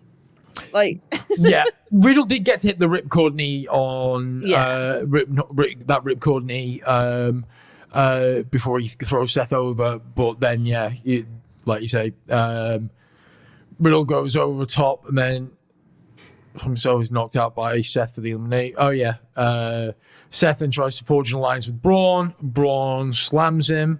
That I did quite like that. Like Seth being like, "Oh, that us." The thing that got me about that was, when Seth was saying to Braun, like, we should work together. This is our time. We're the young guys. We should, and that's the heel thing, to be like, we have to get rid of these old guys. Yeah. It's like this is WCW New Blood booking. Yeah. Yes. What are you doing? I've lost a name. Okay. Doesn't matter. I'll find it after the show. Sorry, I'm just standing around looking for a vape there. But yeah, we get. Sorry, I'm having a bit. I had to take my glasses off because my headphones were crushing me. So yeah, Seth tries that allegiance, which turns badly for him. Strowman has absolutely none of it. Then Edge and Christian double team. Wait, I've got this wrong because I wrote Edge and Christian double team Edge. Yeah, that's not what happened. So Strowman was like a freight train through Edge and Christian. Yes. But then Edge and Christian try to eliminate Strowman. But then Rollins comes up from behind and Christian gets rolled out over the top rope. That was sad. Yeah, it was sad to see Christian go. But also, he's not going to be back even part-time, really. I'm sure this was kind of a one-off. Maybe they'll do like a tag team thing with him and Edge at some point just for the nostalgia pop.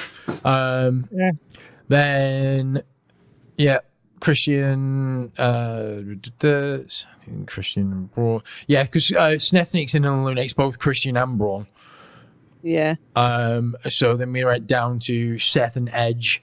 And this is where the shenanigans come in. So Seth and Edge. Seth goes for the stomp, but Edge tosses him out. And then, shock horror. Out of nowhere, guess what happens? Man, I really thought he was gone forever. Yeah. Yeah. I thought he was actually hurt. Randall. Yeah, that was a career-ending knee shot. Yeah. The problem is so this annoyed me because they kept on saying throughout the match, oh yeah, but remember, he's not been officially eliminated yet. Yeah, like, yeah, all right. They have no idea how to do subtle storytelling in any way, shape, or fucking form. But I think also most of the fans are fucking rednecks. I think also like this kind of surprise twist ending happens so much in battle royals now. Yeah. Like, all the time, someone appears to have been eliminated but hasn't really, and they come back at the end and they're hiding under the ring. Like, there must be something else you can do. Yes. And it was really rushed as well. Did you notice that? Like, Orton comes back, RKO, and then Edge just, like, throws him out. Yeah. Like, straight away. It was literally like RKO, and then just Edge just jumps up and, like, dumps him over the top. It was like... Yeah. Fine. It just went boom, boom. I literally was writing RKO, looked up, and Edge had won, and was like, shit, what happened? And it was just like, oh, he literally just got up and threw him out. So yeah, Edge wins the Royal Rumble. My final note on this was WWE #1 at building new stars. I think that pretty much sums up this entire Rumble, apart from like Bianca winning the women's. Like, I think that will be good for her and good for the storylines with that. But with everything else, there's a lot of old stars coming back in this. Yeah. There's really a lot of old people. Some of the saving graces are obviously Damian Priest getting a good showing in there. Riddle also as well. Yeah, like I think that there's the start of kind of like trying to rehab. Like Riddle's not lost yet. And it's always a pleasure to see D-Bry work. Like, do you know what? On the scale of Rumble pay-per-views, this is nowhere near as bad as it fucking could have been. No, considering the garbage they've been putting out for the past year. There's a nice story to it as well. Like, whatever you think, like, there's a nice story in Edge having the return last year, going out of injury and then coming back, and that whole thing of like he gets to go out on his own terms this time. It's a nice story. It doesn't mean it's the best story you could tell. Yeah, agreed. No. But I will say, from top to bottom, the show was, like, there was nothing like hideously awful on it. Like, even, the Drew McIntyre Goldberg match was too short to be awful, right?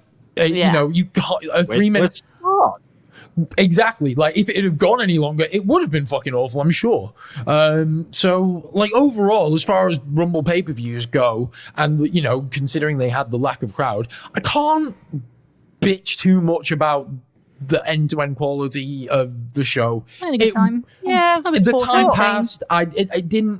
Nothing dragged too much. The only thing I really tuned out on was the Roman match. Yeah.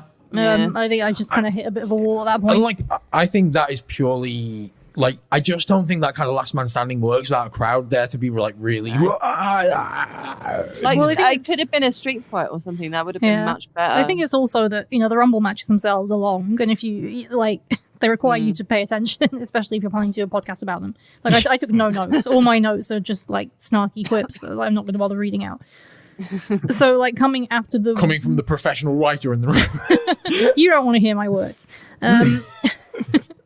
But like following straight on from a long women's match where a lot happened, I was just a bit like, I kind of needed a cool down. This is the problem.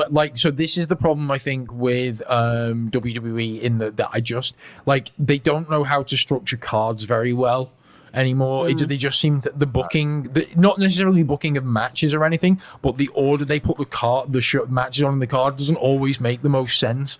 And I know that matters maybe a little bit less now when you've not got a live crowd to try and keep them alive, kind of thing. But even when they did have a live crowd, it was like, you put this here, why? What?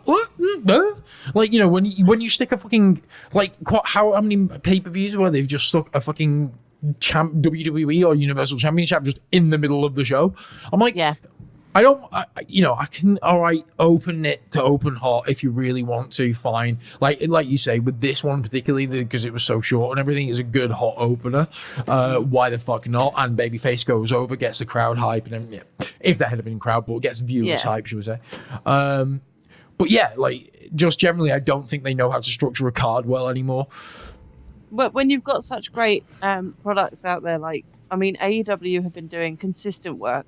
Dynamite's always good. It's not always great, but it's good. Yep.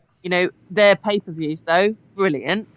And you've got New Japan, which is by far the most superior wrestling product out there. Although I will say there's been some real fucking shoddy shit on the Road to New Beginnings tour. Yeah. I have seen a few clips. Unfortunately, it's all around the Osprey fucking Great O'Khan shit that's really just not Great O'Khan's not working.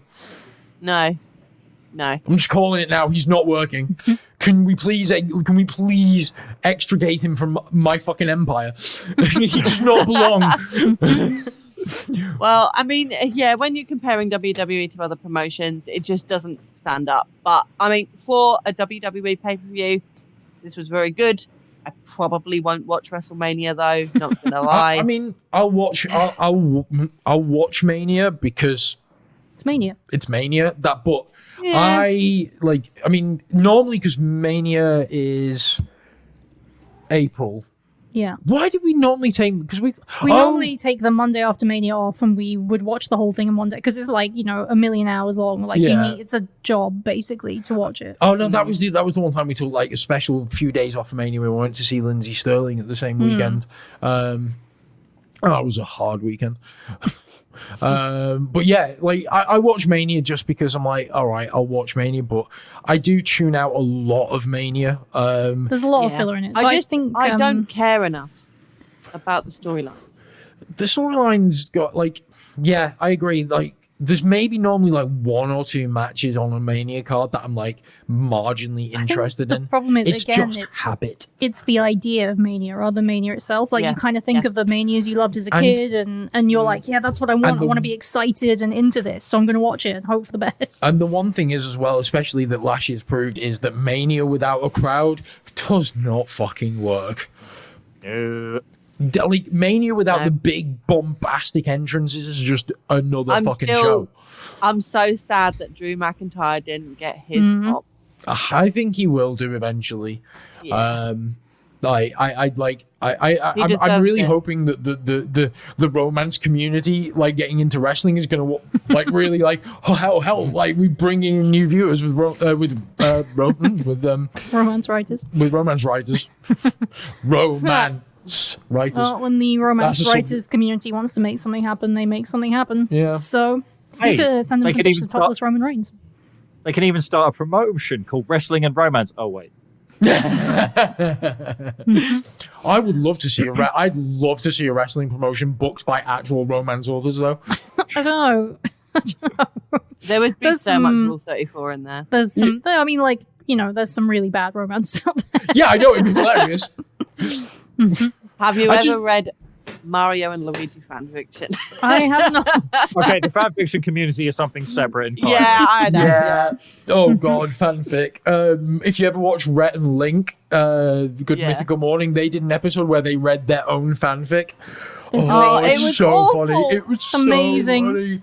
It's so cringy knowing that those two guys as well have like grown up together reading. It was so cringe. But the same has happened for the Game Grumps as well. Like Dan and Aaron have read fanfics See, about for them. me, Game Grumps was always Aaron and John. I'm an old Oh, school. so Yeah, you're but you're I OG love fan. I'm an I OG. I'm an love OG that. JonTron guy. Yeah. Although I love John Tron, but Dan has my heart. my He's a beautiful Jewish man. my alarm clock at the moment is Shmoyo-Ho's cover of his Titanic, like the Titanic song, like when he Titanic. That's my alarm You clock. have put a link to that in the show notes now because so many people are going to be like, the fuck is she Yeah, talking I'll about? link to the YouTube vid in the show notes for like We're I'll link to the getting review of wildly off the review of Titanic game and so you get the whole picture. But yes, that was the 2021 WWE Royal Rumble. It was a show. It was not a terrible show. It was not an amazing show. It was a good show. It was. It was wrestling. It didn't outstay its welcome. It was what we would expect from a 2021 Royal Rumble during a pandemic. Yeah, And completely. it was only 4 hours, which I am definitely grateful for. Amen, Yes. brother. Amen. So yeah, that was our rundown of that show. So we're gonna be back again with a episode in probably a few days from now. Myself and Naomi are gonna be touching base with our friend Ben, who you may remember from our mental health special that we did back in May. So we're gonna be doing a bit of a follow-on talk from that, which will, like I say, will probably be coming out maybe for trying to have about maybe like 4 or 5 days after this one comes out. And then going forward, we've got some plans. Myself, so we were talking after the last show that we did that we may do a episode where we talk some board games and RPing.